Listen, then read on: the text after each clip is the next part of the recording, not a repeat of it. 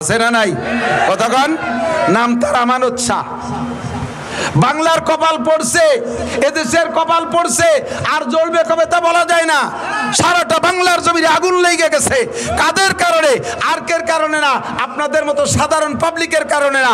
আল্লাহ নবী বলেন ইজা কানা উমারাকুম শিরারাকুম, যখন তোমাদের দেশের নেতারা হবে বদমাশ, নেতারা হবে চোর, নেতারা হবে লুচ্চা, বউতিয়ে হোটেল হোস্টেলে রাত কাটাইবে, নেতারা হবে মারিংম্যান, জাতির হক মেরে খাবে, লুটিয়ে খাবে, এতিমের মাল মেরে খাবে, ফাবাতানুল আরদে খায়রু মিন জাহরিহা, ওই নেতার কারণে দেশের কপাল পড়বে। সাধারণ পাবলিক তোমরা দোয়া করো কোনো মতে কলেমা পড়ে মাটির তলে যাইতে পারো কিনা। শুধু আমলিগের দোষ দিয়ে লাভ নাই। কোন সাসিবা কম, আমাদের গোপালগঞ্জে ভাষায় কয় কোন সাসিবা কম সালুন খার জো।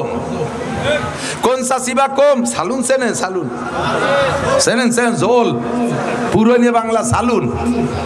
কোন সাসিবা কম সালুন খার জম, সব সাসিরে চিনি। এদের কারণে দেশে বর্তমানে অশান্তি। কথা বলেন ঠিক কি ঠিক না? যত অশান্তি সব তাদের কারণে। মসজিদের আমানত কেশিয়ারের কাছে। কেশিয়ার কয় শুক্রবার মসজিদে আসে না, কয় জুম্মা। কেন আসে না? কেশিয়ার ক্যাশের টাকা দিয়ে মাইয়ে বিয়ে দেশে, পরে তা মসজিদের কাজের সময় শোধ দিতে পারে না। ক্যাশের টাকা দিয়ে নিজে মুসলমানি নেছে।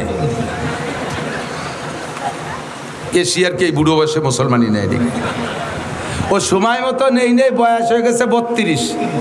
তাই নিয়ে সমালোচনা চলতেছে যে তোমাদের মসজিদের কেশিয়ার আইজও মুসলমানি নেই, লজ্জাতে মুসলমানি নীতি যে সে মসজিদের ক্যাশের টাইদি নিয়ে ফেলাইছে।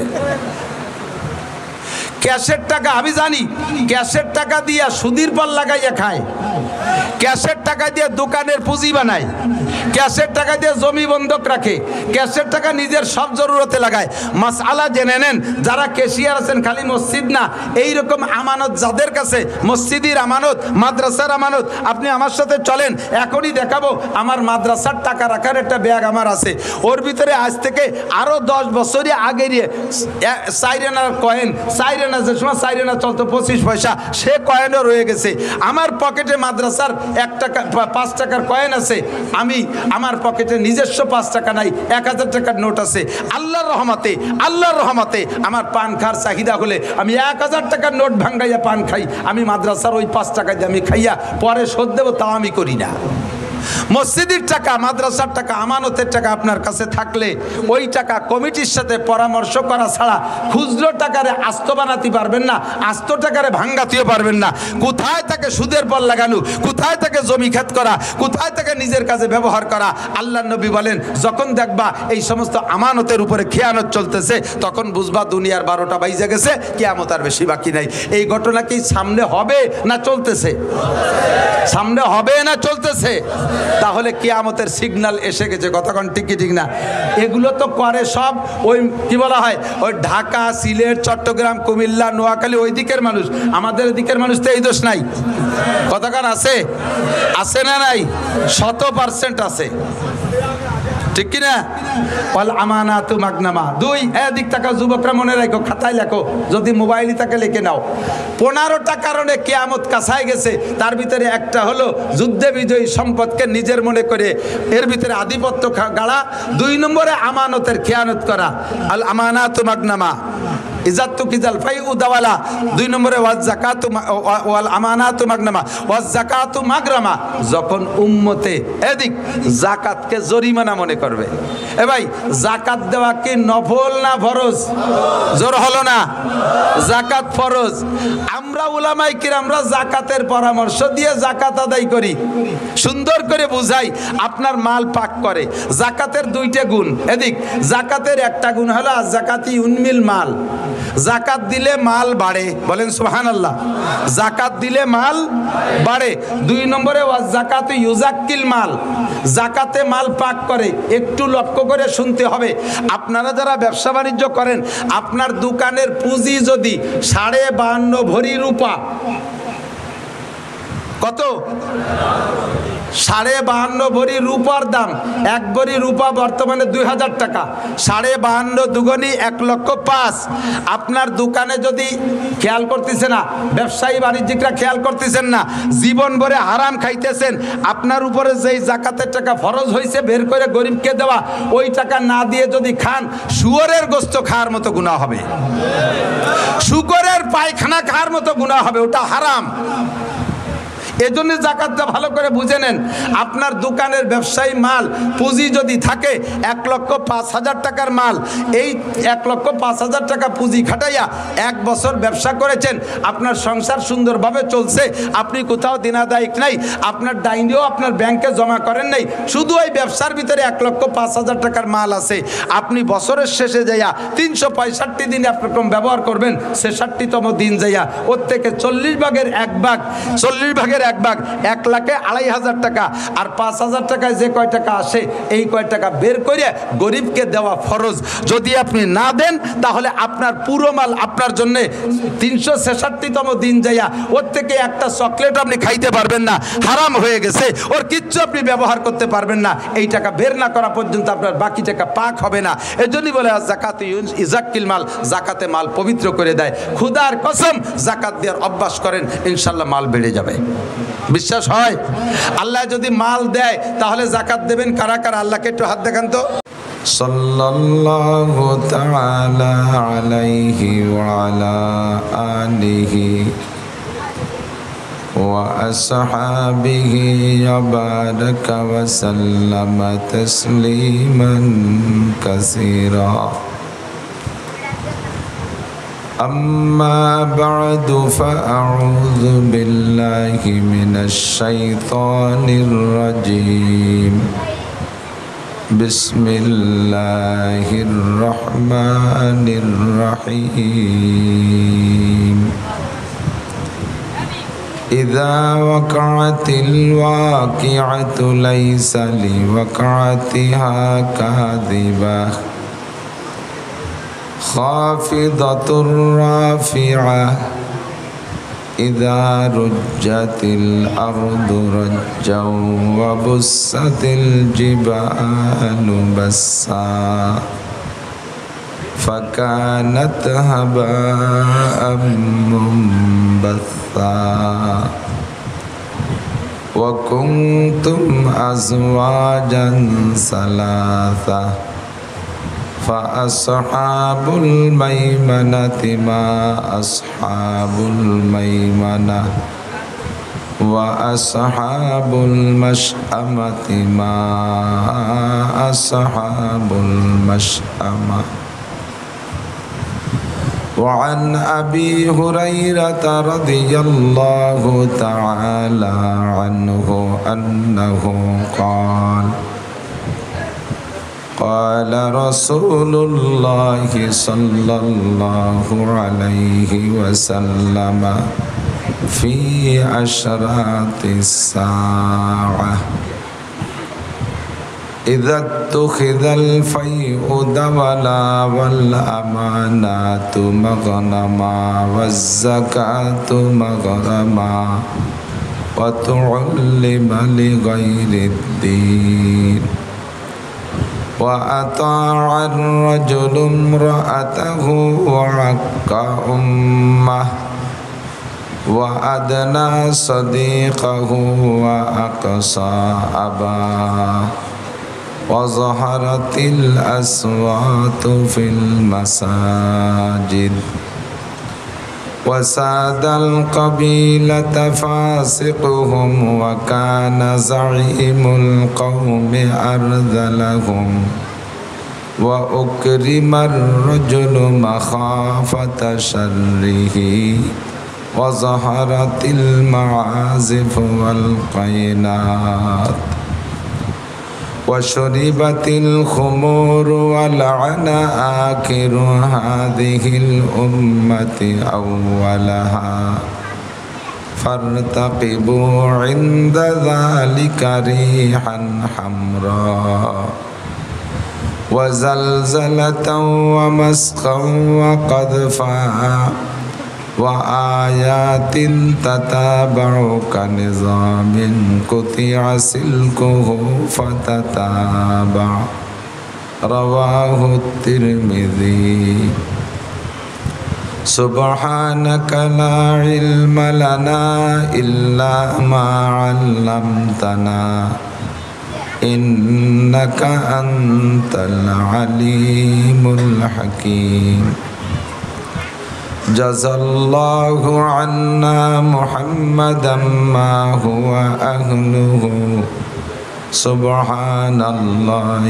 بحمده سبحان الله العظيم رب اشرح لي صدري ويسر لي أمري واحلل عقدة من لساني يفقه قولي رب زدني علما اللهم أرنا الحق حقا وارزقنا اتباعه وأرنا الباطل باطلا وارزقنا اجتنابه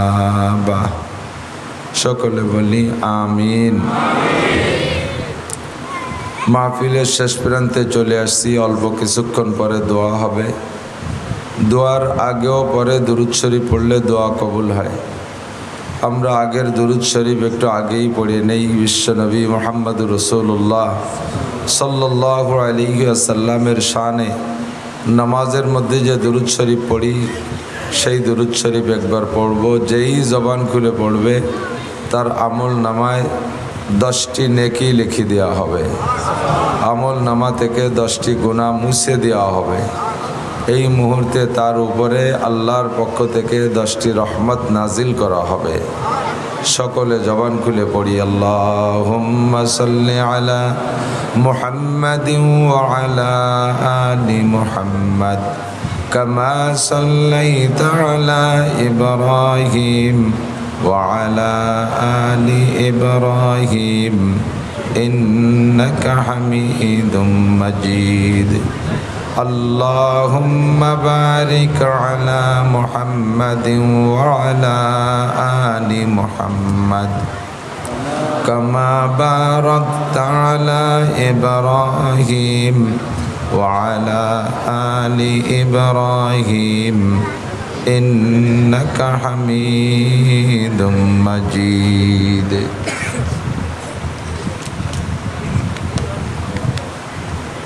ঐতিহ্যবাহী মাদ্রাসা মার্কাজুল কোরআন ও এতিমখানা তাতিকান্দা ফায়ার সার্ভিস সংলগ্ন টেকেরহাট উত্তরপাড় রাজৈর মাদারীপুর বাংলাদেশের উদ্যোগে আয়োজিত ৪র্থ বার্ষিক ওয়াজ মাহফিল। 2 দিন ব্যাপী মাহফিলের সমাপনী দিন, দ্বিতীয় দিনের সম্মানিত সভাপতি মাদ্রাসার মোহতামেম সাহেব হুজুর, আসাতেজাই কেরাম, প্রতিষ্ঠাতা মণ্ডলী, আজকের মাহফিলের দাওয়াতি উলামাই কেরাম, আমার অত্যন্ত প্রিয় স্নেহধন জনাব হজরত মৌলানা মিজানুর রহমান ফরিদি, এ অঞ্চলের অনেক অনেক উলামাই কেরাম, আয়েম্মায়ে মাসাজিদ, মাদ্রাসার আজিজ আমতুলাবা, প্রাণ প্রিয় দেশবাসী, পর্দার আড়ালে বসে থাকা মা ও বোনেরা, অত্যন্ত দামি মাসের দামি সময় রবিউল আউয়াল মাস, অত্যন্ত দামি মাস, যে মাসে বিশ্বনবী মুহাম্মদুর রাসূলুল্লাহ সাল্লাল্লাহু আলাইহি ওয়াসাল্লাম দুনিয়ায় এসে আমাদেরকে ধন্য করেছিলেন। এজন্য আমরা সকলেই বড় আনন্দিত। আবার এই মাসেই 12ই রবিউল আউয়াল নবী পাক সাল্লাল্লাহু আলাইহি ওয়াসাল্লাম 63 বছর হায়াত শেষ করার পরে আল্লাহ পাকের ডাকে আমাদেরকে এতিম করে রেখে দুনিয়া থেকে বিদায় নিয়েছেন। এজন্য এটা বড় শোকেরও বিষয়। আনন্দ ও শোক বিজড়িত মাসের আমাদের বাংলাদেশের মাস হিসেবে আশ্বিন মাস, ভাদ্র আশ্বিন এ মাসগুলো আমাদের দেশে বৃষ্টি হয়। বৃষ্টি হওয়াটাই নিয়ম, না হওয়াটা অনিয়ম। আল্লাহ তাআলা তার কাছে কোনো নিয়ম অনিয়ম নেই, যখন যা খুশি তখন তা করতে পারে।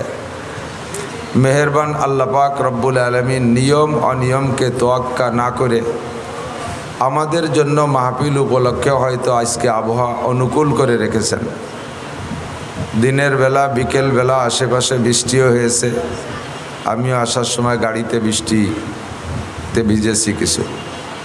গোপালগঞ্জ শহরে 4টে সাড়ে 4টের দিক যথেষ্ট বৃষ্টি হয়েছে। তার ভিতরে আল্লাহ পাক আজকে আপনাদের পরিবেশকে ঠিক রেখেছেন, এজন্য আমরা সকলে পড়ি আলহামদুলিল্লাহ। টেকেরহাট অনেক আগ থেকে একটা বাণিজ্যিক এলাকা।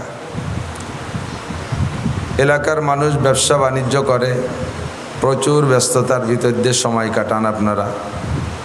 শত সহস্র ব্যস্ততাকে উপেক্ষা করে দিনের মহাব্বতে, আল্লাহর মহাব্বতে, জান্নাতের আশায়, জাহান্নামের ভয়ে, সওয়াবের আশায়, গুনার ভয়ে, হিদায়েতের আশায়, গুমরাহির ভয়ে হজরতে ওলামাই কিরামের কাছ থেকে কিছু শুনতে আসার সিদ্ধান্ত নিয়েছেন এবং আল্লাহ পাক সুযোগ ও তৌফিক দান করেছেন। শুকর আদায় করি আলহামদুলিল্লাহ।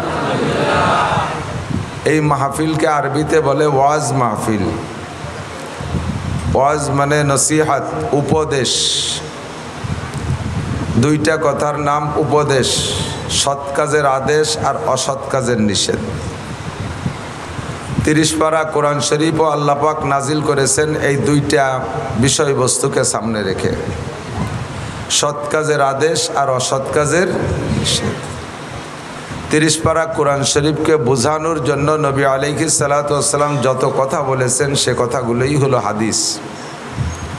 অতএব লক্ষ লক্ষ হাদিসে নববী সাল্লাল্লাহু আলাইহি ওয়াসাল্লাম আমর বিল মারুফ আর নাহি আনিল মুনকারে সমৃদ্ধ।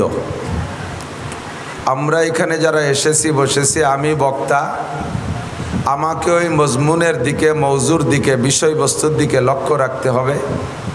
আপনারা যারা আসছেন আপনাদেরও এই দিক খেয়াল রাখতে হবে। সর্বোপরি খেয়াল রাখতে হবে মাহফিলটা যেন বর্তমান যা চলতেছে সিচুয়েশন সেদিকে চলে না যায়। মাহফিল হচ্ছে বর্তমানে তিন জাতির 3 উদ্দেশ্য। খেয়াল করি, বর্তমানে দেশে মাহফিল হচ্ছে অ্যাভেলেবেল, কিন্তু মাহফিলের ভিতরে 3 দলের 3 উদ্দেশ্য চলতেছে। কর্তৃপক্ষের বড় বড় মাহফিল দিয়ে নাম করা বক্তাদের আনলে লোক বেশি হয়, তাতে মাহফিলের থেকে ভালো একটা ইনকাম হয় মাদ্রাসার জন্য। অতএব মাহফিলটা কর্তৃপক্ষের জন্য ইনকাম সোর্স, শ্রোতাদের জন্য একটা বিনোদন, একটা আনন্দ উল্লাসের ভিতর দিয়ে কিছু গান, গজল, ড্যাক্স, বক্স এগুলো চলবে। বক্তারা কিছু রং তামাশা করবে, এ শুনে আপনারা একটু মজা পাবেন। আর বক্তাদের মোটা একটা ইনকাম সোর্স। এত সহজে এই ঘন্টা 1-1.5-এর ভিতরে মোটা টাকা আর কেউ দেয় না, এক ডাক্তাররা ছাড়া। ডাক্তাররা পায়। তা আমাদের 3 দলের 3 উদ্দেশ্য চলতেছে। মূলত উদ্দেশ্য এটা না, ইন্নামাল আমালু বিন্নিয়াত, প্রত্যেক কাজ নির্ভর করে, ভালো কাজ নির্ভর করে আমলের উপর, নিয়তের উপরে। আমল নির্ভর করে কিসের উপরে? যেমন হাদিসে আসছে, আল্লাহ নবী বলেন, কাম্মিন আমালিন ইউতাসাওয়ারু বিসূরাতিন আমালিদ দুনিয়া। অনেক কাজ দেখতে মনে হবে যেন দুনিয়ার কাজ। সুম্মা ইয়াসিরু মিন আমালিল আখিরা বিহুসনিন নিয়াত। অথচ দুনিয়ার ওই কাজটা আখিরাতের কাজে পরিণত হয়ে যাবে, ইবাদতে পরিণত হয়ে যাবে, শুধুমাত্র তার পিছনে নিয়ত ভালো থাকলে। কথা কি বোঝা যাচ্ছে? শুনতেছেন না, খেয়াল করতেছেন না? বেশিক্ষণ কষ্ট দেব না ইনশাআল্লাহ। আমার টার্গেট 9:30 থেকে 11টার পর্যন্ত, 11টার ভিতরে আমি মাহফিল শেষ করব। সেইভাবে আমি সিদ্ধান্ত নিয়েই ডায়েরিতে আমি লিখে রাখি, এবং যে ফরমে আমি দাওয়াত সই করে দেই ওটা আমি 9:30 টাইম লিখে দেই। আমার ইচ্ছা যে 1.5 কথা যদি আল্লাহ বলায় 11টার মধ্যে শেষ করে দেব। আপনারা যে খেয়ে দিয়ে ঘুমাবেন, সময় মতো উঠে ফজরের নামাজ পড়তে পারবেন। যদি এর চেয়ে বেশি হয়ে যায় তাহলে ফজরের নামাজ পড়তে 90% মানুষের কষ্ট হয়। তো যেটা বলছি সেটা হলো, কাম্মিন আমালিন ইতাসাওয়ারু বিসূরাতিল আমালিদ দুনিয়া সুম্মা ইয়াসিরু মিন আমালিল আখিরা বিহুসনিন নিয়াত। অনেক কাজ দেখতে দুনিয়ার কাজ মনে হবে, অথচ তার পিছনে যদি নিয়ত ভালো থাকে তাহলে ওটা আখেরাতের কাজে পরিণত হয়ে যাবে। একটু বলি সুবহানাল্লাহ। যেমন আমি বলে থাকি, আপনি জেনারেল লেখাপড়া করেন, জেনারেল পড়াশোনা কেউ আখেরাতের উদ্দেশ্যে করে না। খেয়ালে দিক, কেউ কি বলতে পারবেন আল্লাহ নবী বলেছেন যে ব্যক্তি ম্যাট্রিক পাস করবে ওই ব্যক্তির কবর আযাব মাপ? কেউ কি ম্যাট্রিক পাস করে কবর আযাব মাপ পাওয়ার আশায়? আইএ পাস করলি ডান হাতে আমলনামা, কথা কয় না। বিএ পাস করলি বিদ্যুৎ গতিতে পুলসিরাত পার, এই আশায় বিএ পাস করে। এমএ পাস করলি ইয়াদখুলুল জান্নাতা বিগাইরি হিসাব, এমএ পাস করলে বিনা হিসাবে জান্নাতি, এই আশায় এমএ পাস করে। কি আশায় এগুলো পাস করে? ম্যাট্রিক পাস করলে গার্মেন্টসে চাকরি হবে, আইএ পাস করলে পুলিশই হবে, বিএ পাস করলে আর্মিতে হবে, এমএ পাস করলে আর একটু ভালো হবে, বিসিএস পাস করলে সরকারি কোনো অফিস আদালতে ভালো চাকরি হবে, ইত্যাদি ইত্যাদি। এই আশায় জেনারেল পড়াশোনা করে। কথা বলুন ঠিক ঠিক না? ডাক্তারি পড়ে দুনিয়ার আশায়, ইঞ্জিনিয়ারিং পড়ে দুনিয়ার আশায়, যত যা পড়ে সব দুনিয়ার আশায়। জেনারেল পড়াশোনা কেউ আখেরাতের আশায় পড়ে? এই দুনিয়ার পড়াকে আপনি ইবাদতে পরিণত করে নিতে পারেন।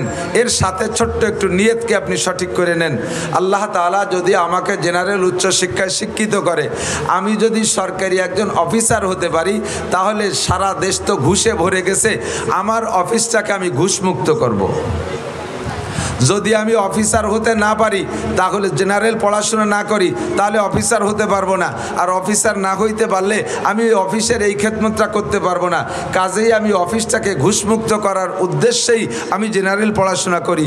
আর এই উদ্দেশ্যে পড়াশোনা করে যদি সে অফিসের ভিতরে ঘুষমুক্ত অফিস গড়তে পারে, তাহলে সে যেদিন থেকে পড়া শুরু করছে, সরে আ থেকে নিয়ে ABCD থেকে নিয়ে জীবনে জেনারেল পড়ার জন্য যতগুলো অক্ষর পড়বে, হরফ পড়বে, প্রত্যেকটা হরফে হরফে আল্লাহ তাআলা একটা করে নেকি দান করবে। কাজটা সম্পূর্ণ দুনিয়ার পিছনে নিয়ত ভালো থাকার কারণে সারা জিন্দেগির পড়াশোনা ইবাদতে পরিণত।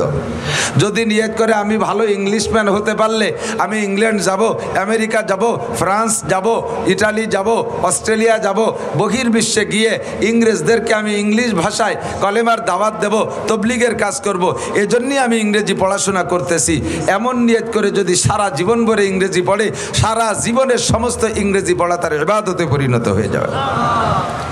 ব্যবসা বাণিজ্য করে এই উদ্দেশ্যে আমি হালালভাবে ব্যবসা করব। ক্বালা রাসূলুল্লাহ সাল্লাল্লাহু আলাইহি ওয়াসাল্লাম আত-তাজিরুস সাদুকুল আমিন ইহশারুনা ইয়াউমাল কিয়ামাতে মাল আম্বিয়া ওয়াস সিদ্দিকিনা ওয়াস শুহাদা। বিশ্বনবী মুহাম্মদুর রাসূলুল্লাহ সাল্লাল্লাহু আলাইহি ওয়াসাল্লাম বলেছেন, ন্যায় নিষ্ঠা সত্য সঠিক ব্যবসায়ী, যার পুঁজি হালাল, ব্যবসার ভিতরে মিথ্যা কথা বলে না, মাপে বেশি আনে না, মাপে কম দেয় না, মালে ভেজাল দেয় না, মিথ্যা কসম খেয়ে বেচা কেনা করে না, এইরকম সত্য সঠিক ব্যবসায়ী আজান হওয়ার সাথে সাথে শাটার বন্ধ করে দিয়ে মসজিদে নামাজ পড়তে চলে যায়। নামাজের পরে আবার আল্লাহর হুকুম, ইযা কুদিয়াতিস সালাতু ফান্তাশিরু বিল আরদ ওয়াবতাগু মিন ফাদলিল্লাহ।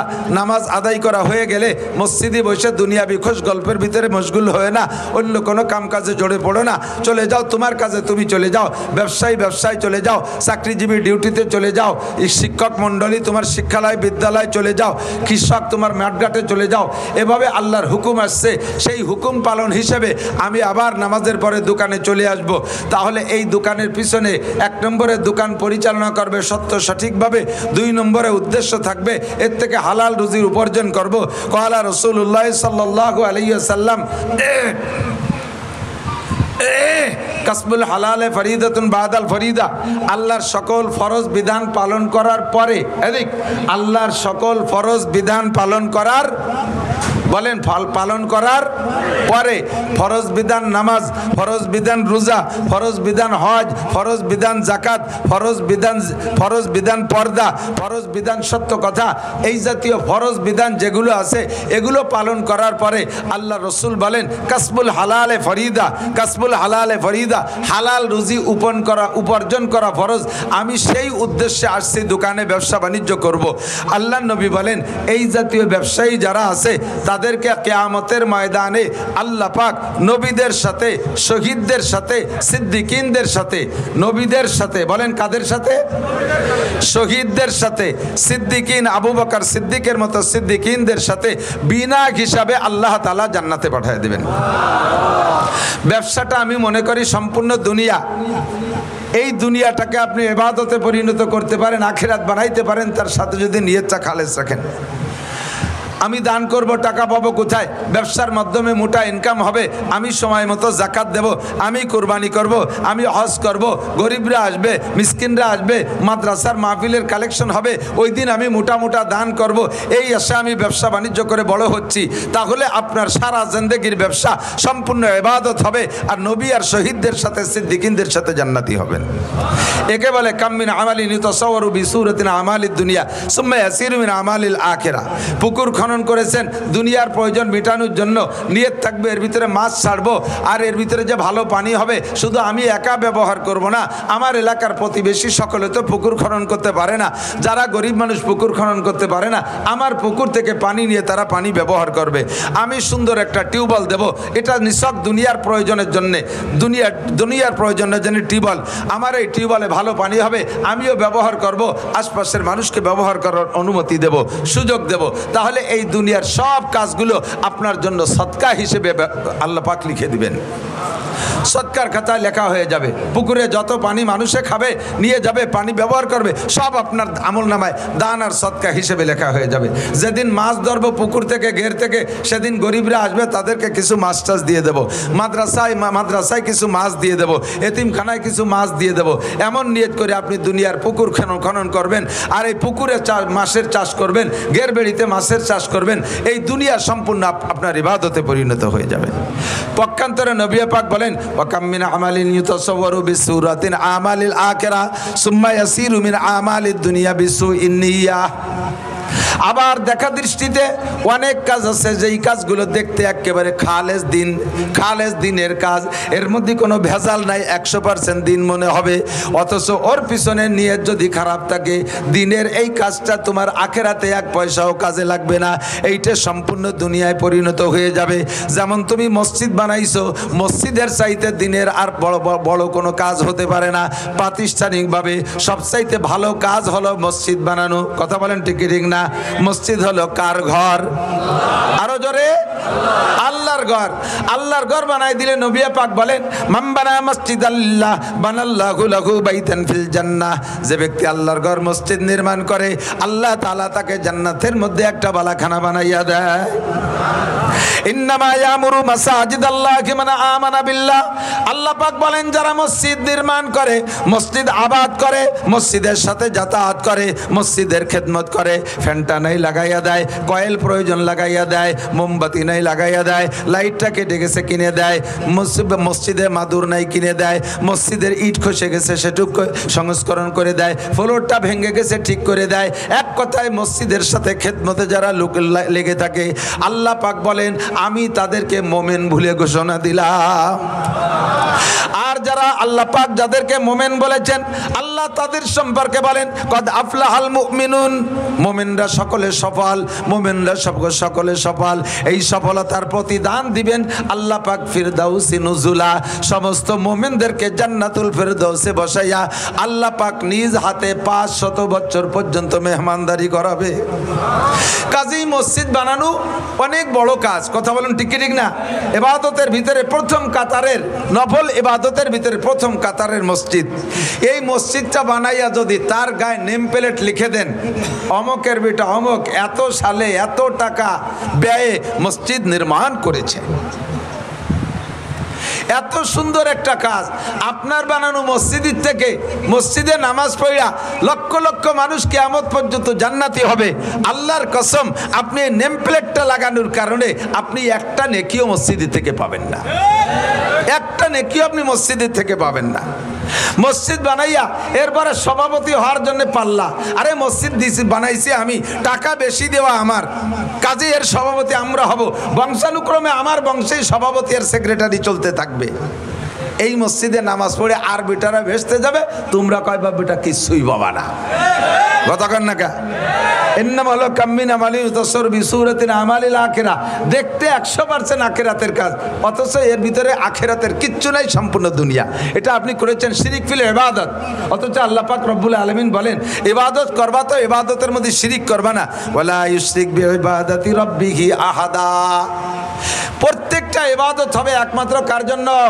আরে ভাই বলেন কার জন্য? নামাজ কার জন্য? রোজা কার জন্য? মসজিদ কার জন্য? আজকের দান করছেন কার জন্য? 2000 ইট দিয়েছি, 5000 ইট দিয়েছি, হুজুর পাকের নাম কত ভুলে গেছে, 100টা অনেক কয়জন কইছে, ওনার নামটা কই নাই। ওই পাশে যে মোহতাম সাহেবের গলা চিপে ধরছে, ফিরে আবার যাই দেখিস তোর ইট দিয়ে হয় মাথা ফাটাই বেলায় দেবো। বেটারা 2000 দেয় তাকে নামে মার হবা, আর আমি 5000 দিচ্ছি আমার নামে মার হবা নাই। আল্লাহকে ওরে মার থবা, একটা নেকিও বাবা না। তুমি 5000 ইট দিয়েছো কি জন্য? তোমার নামটা এলান হবে, তোমার নামটা জোরে সোরে মার হবার সাথে বলা হবে। এ জায়গা মসজিদে ইট দিয়েও তুমি নেকি পাবা না। এর নাম শিরিক ফিল ইবাদত। কাজ করে সেখান থেকে মানুষের কাছ থেকে প্রশংসার লোভ করা, ভালো কাজ করে ধর্মের কাজ করে মানুষের কাছে প্রশংসার লোভ করা, এর নাম হলো শিরিক ফিল ইবাদত। চাচা আপনি তো আগে নামাজ পড়তেন না, এখন তো ভালোই নামাজ পড়েন। আর কত কালে নামাজ না পড়ে উপায় আছে, বাড়ি ভিটি গে জ্বালায় তিকার কায়দা নাই, সেই বাড়ি থারি কায়দা নাই, মসজিদে না আইছে উপায় নাই, এই জন্যই দায় ঠেয়ে মসজিদ দিয়েছে, এই হলো ইবাদত। আপনি তো আগে দাড়ি রাখতেন না, এখন যে দাড়ি রাখেন, কয় যে দাড়ি না রাখলে মানসি কি কয় বুড়ো বয়সে। তাহলে যে দাড়ি রাখছেন, এই দাড়ি কার জন্য? রসুলের জন্য, আল্লাহর জন্য না মানুষের মুখ বন্ধ করার জন্য? এই দাড়ি রাখা হয়ে যাবে আপনার খাইজনি চুলকনি জাত, আপনি খাইজতি থাকবেন দাড়ি রাখলে বলে খাইজুয়ে। তে দাড়ি রাখার খাইজনি চুলকনি আপনি খাইজবেন চুলকবেন, অথচ নেকি পাবেন না। কারণ এই দাড়ি আপনি আল্লাহ আল্লাহ রসুলের জন্য রাখেন নাই, সুন্নতের মহাব্বতে রাখেন নাই, এটা রাখছেন মানসি কি কবে সেই কথা ঠেকানোর জন্যে। আব্বা মারা গেলে 5টা গরু জবাই দিয়ে 5000 মানুষকে খাওয়াই দেয়া, এ কাজটা গুনাহ না নেকি? 5টা গরু জবাই দিয়ে খাওয়াই দিলি গুনাহ। আমার আব্বা মারা গেছে, আমার তৌফিক আছে, আমি 5 লাখ টাকা দিয়ে 5টা গরু কিনে জবাই দিয়ে মানুষকে খাওয়াই দেবো, তা এটা গুনার কেস? এটা তো 100% নেকি, কোনো গুনাহ নাই, সাবধান। তবে 4 দিনের দিন করতে হবে, আর 10 দিনের দিন করতে হবে, আর 40 দিনের দিন করতে হবে, আর বাপের মৃত্যু বার্ষিকী টার্গেট করে সেই দিন করতে হবে, এইটা গুনাহ। আপনি এনি টাইম এভরিডে যে কোনো দিন আপনি করে দিতে পারেন, মানুষকে খাওয়াইলে নেকি হয়। আর হযরত উসমান রাদিয়াল্লাহু তাআলা আনহু বলেন, হুব্বিবা ইলাইয়া মিনাদ দুনিয়া সালাস, দুনিয়ার 3টে জিনিস আমার ভালো লাগে। উসমান বলেন 3টে জিনিস আমার ভালো লাগে। 1 নম্বরে ইতআমুল জিয়ান, ক্ষুধার্তকে খানা খাওয়াইতে আমার ভালো লাগে, ক্ষুধার্তকে খানা খাওয়াইতে ভালো লাগে। আপনি মেহমানদারি করবেন, আব্বা মারা গেছে, মা মারা গেছে, আপন কেউ মারা গেছে, তাদের ইসালে সোয়াবের জন্য আপনি অনুষ্ঠান করবেন, খানা খাওয়াবেন। তবে এর ভিতরে খাওয়াবেন কাকে? ইতআমুল জিয়ান, ক্ষুধার্তকে খানা খাওয়াবেন। না খাইয়ে রয়েছে যারা, তাদেরকে আগে ডাইকে খাওয়াবেন। কিন্তু এই খানার ভিতরে আপনি শিরিক করে ফেলেন। আগে বসান এমপি সাহেব, চেয়ারম্যান সাহেব, মন্ত্রী সাহেবের সাথে সম্পর্ক থাকলে ভালো, উপজেলা চেয়ারম্যান, মাস্টার সাহেব, মেম্বার সাহেব, ডাক্তার সাহেব, ইঞ্জিনিয়ার সাহেব, কন্ট্রাক্টর সাহেব, শিল্পপতি সাহেব, কোটিপতি সাহেব, ভগ্নিপতি সাহেব, আত্মীয় স্বজন যারা বড় বড় আছে, এই সব বড় বড় যারা সকাল বিকাল গরুর গোস্ত খায় শগুনির মতো গলা সমান, সেইগুলোরে আক্কাতারে বসাই দিয়ে জম্মের খান পাড়ায় খাওয়াইয়া লাস্টে গরিবরা বাঁশবাগান দিয়ে ঘুরে বেড়ায়, শেষ বইটাকে নিয়ে তাকে বসাই দিয়েছে, গোস্ত নাই, ডাল দিয়ে বড় হয়ে দাও। এ চলে কি চলে না কতক্ষণ? আর ওই জায়গা খান সময় অডিও ভিডিও ক্যামেরা নিয়ে আসে 50টা, দে সাইডে ইউটিউবে অমকের বাড়ি 10টা গরু জবাই দিয়ে বাপের নামে জিয়াবত হইছে। কাজটা ভালো কাজ, কিন্তু উদ্দেশ্য খারাপ হওয়ার কারণে একটা নেকিও তুমিও পাবে না, তোমার আব্বাও পাবে না, গোষ্ঠী শুধু খালি হাত। ওয়ালা ইউশরিক বিইবাদাতি রাব্বিহি আহাদা। প্রত্যেকটা ভালো কাজ করব একমাত্র কার জন্য? নামাজ পড়ি কার জন্য? রোজা রাখি আল্লাহর জন্য, জিকির করি আল্লাহর জন্য। কথা কন? হ্যাঁ মিয়া, সরমুনাই তো যাও, তুই জিকিরি মজলিসে যাইস? উনিও যাই, ঠিক কয় যাই তো, প্রত্যেক মজলিসে যাই। তোর তো কোনো সারা শব্দ শুনি না। একসাথে জিকির করে, তার ভিতরে সারা শব্দ শোনে না বলে মনে করে যে যায় না। আপনি যান, কয় কে ওই যে জোরে জোরে যে শব্দটা শুনিস কার? জোরে জিকির যে শব্দ শুনিস কার? কলার জাড়ে। জোরে জোরে জিকির করে মাইকে ডাইকে ডাইকে বিটাকে শোনাও, ওই জিকির করার গলা ফাটানো পর্যন্ত শেষ, একটা জিকিরের একটা শব্দরে তুমি নেকি পাবা না। জিকির হবে কার জন্য? শুদ্ধভাবে জিকির হবে লা ইলাহা ইল্লাল্লাহ, লা ইলাহা ইল্লাল্লাহ। জিকির যত গোপনে হবে আল্লাহর সাথে সম্পর্ক তত বেশি ভালো হবে। কতক্ষণ ঠিক ঠিক না? প্রত্যেকটা ইবাদত, যত নফল ইবাদত আছে সবগুলো গোপনে, যত ফরজ ইবাদত আছে সবগুলো ওপেনে। কাম মিন আমালিন ইউতাসাওয়ারু বিসূরাতিন আমালিদ দুনিয়া আমালিল আখিরা সুম্মা ইয়াসিরু মিন আমালিদ দুনিয়া বিসুইন নিয়াত। মাদ্রাসা করছি এর দ্বারা যদি আমার প্রশংসার লোভ হয়, মসজিদ করছি যদি প্রশংসার লোভ হয়, এই বয়ান বক্তৃতা করি এখানে যদি আমার প্রশংসার লোভ হয়, ওয়াজ করে নেমে যাওয়ার পরে আমার ভিতরে কামড় দেয়, আমি কান খাড়া রাখি, দেখি আজকের শ্রোতারা কি মন্তব্য কয়, কি কি আলোচনা করে। যদি শুনি যে আজকে ফাটাফাটি বয়ান হয়েছে, খুশিতে এসে ঘরের মধ্যে কই যে তাই তো গলা ভাঙ্গা, এই জন্যই তো ভালো কথি পারলাম না, তাতেই এরকম হয়েছে। একজনকে কয় তোর চেহারাটি দারুণ দেখা যাচ্ছে, কয় তাই 3 দিন নাই নিয়ে 3 দিন গোসল করি না, তাতে এরম দেওয়া আছে। গোসল করলে কিরম হতো? গলা ভাঙ্গে গেছে তাই আজকে ফাটাই দিছে, আর যদি গলা ভালো থাকতো তাহলে কি রে দিতাম। এই 2 ঘন্টার বয়ানে আপনারা হিদায়ত পাবেন, ইউহদা বিহি ওয়া লা ইয়াহতাদি। আমার বয়ানে হিদায়ত পেয়ে আপনারা জান্নাতে যাবেন, আমি বক্তা শূন্য হাতে জাহান্নামে চলে যাব।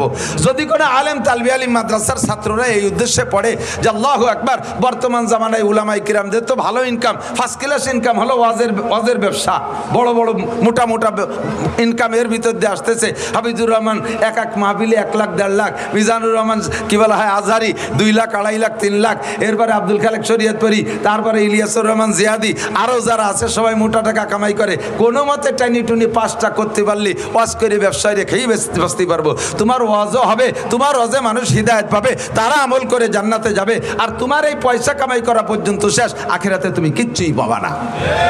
কাম মিন আমালি ইউতাসাওয়ারু বিসূরাতিন আমালিল আখিরা, দেখতে আখিরাতের কাজ, অথচ তার পিছনে নিয়ত খারাপ হওয়ার কারণে আমি আলেম হইতেছি, পীর হব, দেশের মানুষ আমার কাছে মুরিদ হবে।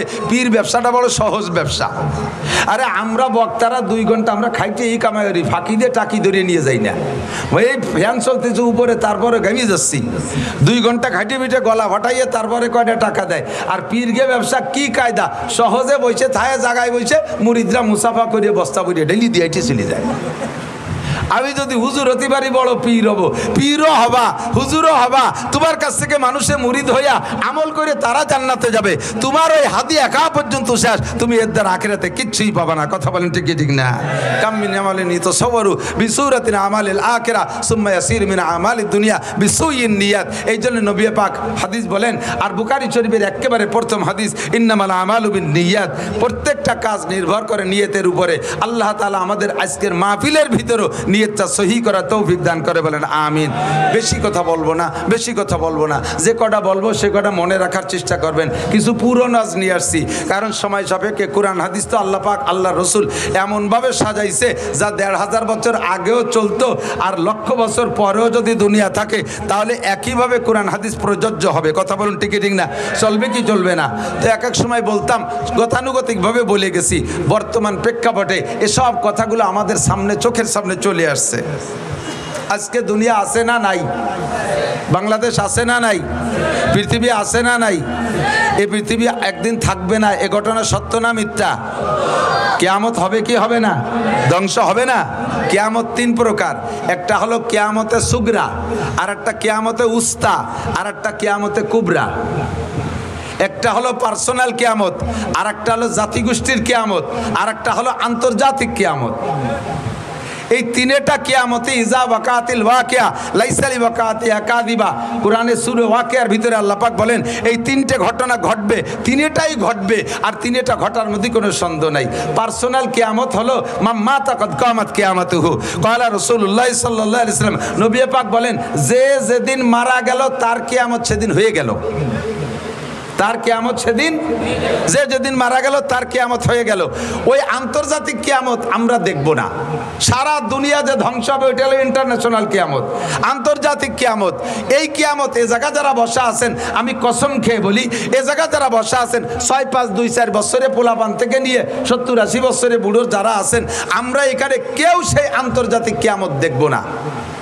সে সময় আমরা দুনিয়ায় থাকবো না। ওটা দেখবে ওই সময় যারা দুনিয়ায় থাকবে তারা, কথা কন। আর অবশ্যই এখন যারা আছি তারা অত হায়াত পাবো না। বলেন যে যদি আগামী শুক্রবারে কিয়ামত হয় তাহলে পাবো না কেন? কারণ অত গুড় আইসর না। আগামী শুক্রবারে কিয়ামত হবে না, কিয়ামত হবে মুহররমের 10 তারিখ। কয় তারিখ? তাহলে একটু কথা কয় না আমার সাথে, কয় তারিখ কিয়ামত? কয় তারিখ?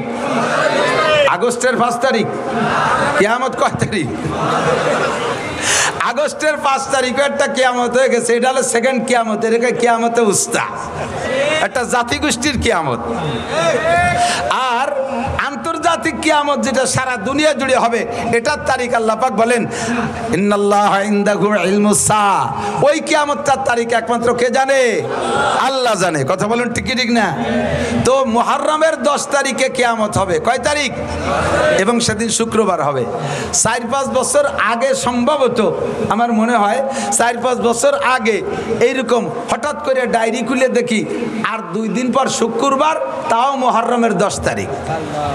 যে এই বরান কাবি উঠছে, আল্লাহ এইভাবে মিলিয়ে গেল, তাই তো আর থাকতে পারলাম না, কিয়ামত তো হয়েই যাবে। পরে আমি কোরআন হাদিস মিলেই দেখি কিয়ামতের আগে বড় 10টা ঘটনা ঘটবে। ওই 10টা ঘটনা না ঘটা পর্যন্ত কিয়ামত হবে না। যদি আল্লাহ সত্য হয় তাহলে তার রসুল সত্য, রসুল সত্য হলে তার হাদিস সত্য, তার হাদিস সত্য হলে এই শুক্রবারে কিয়ামত হবে না, এই কথাও সত্য। কথা বলুন ঠিক কি ঠিক না? তার ভিতরে একটা হলো দাজ্জাল আসবে।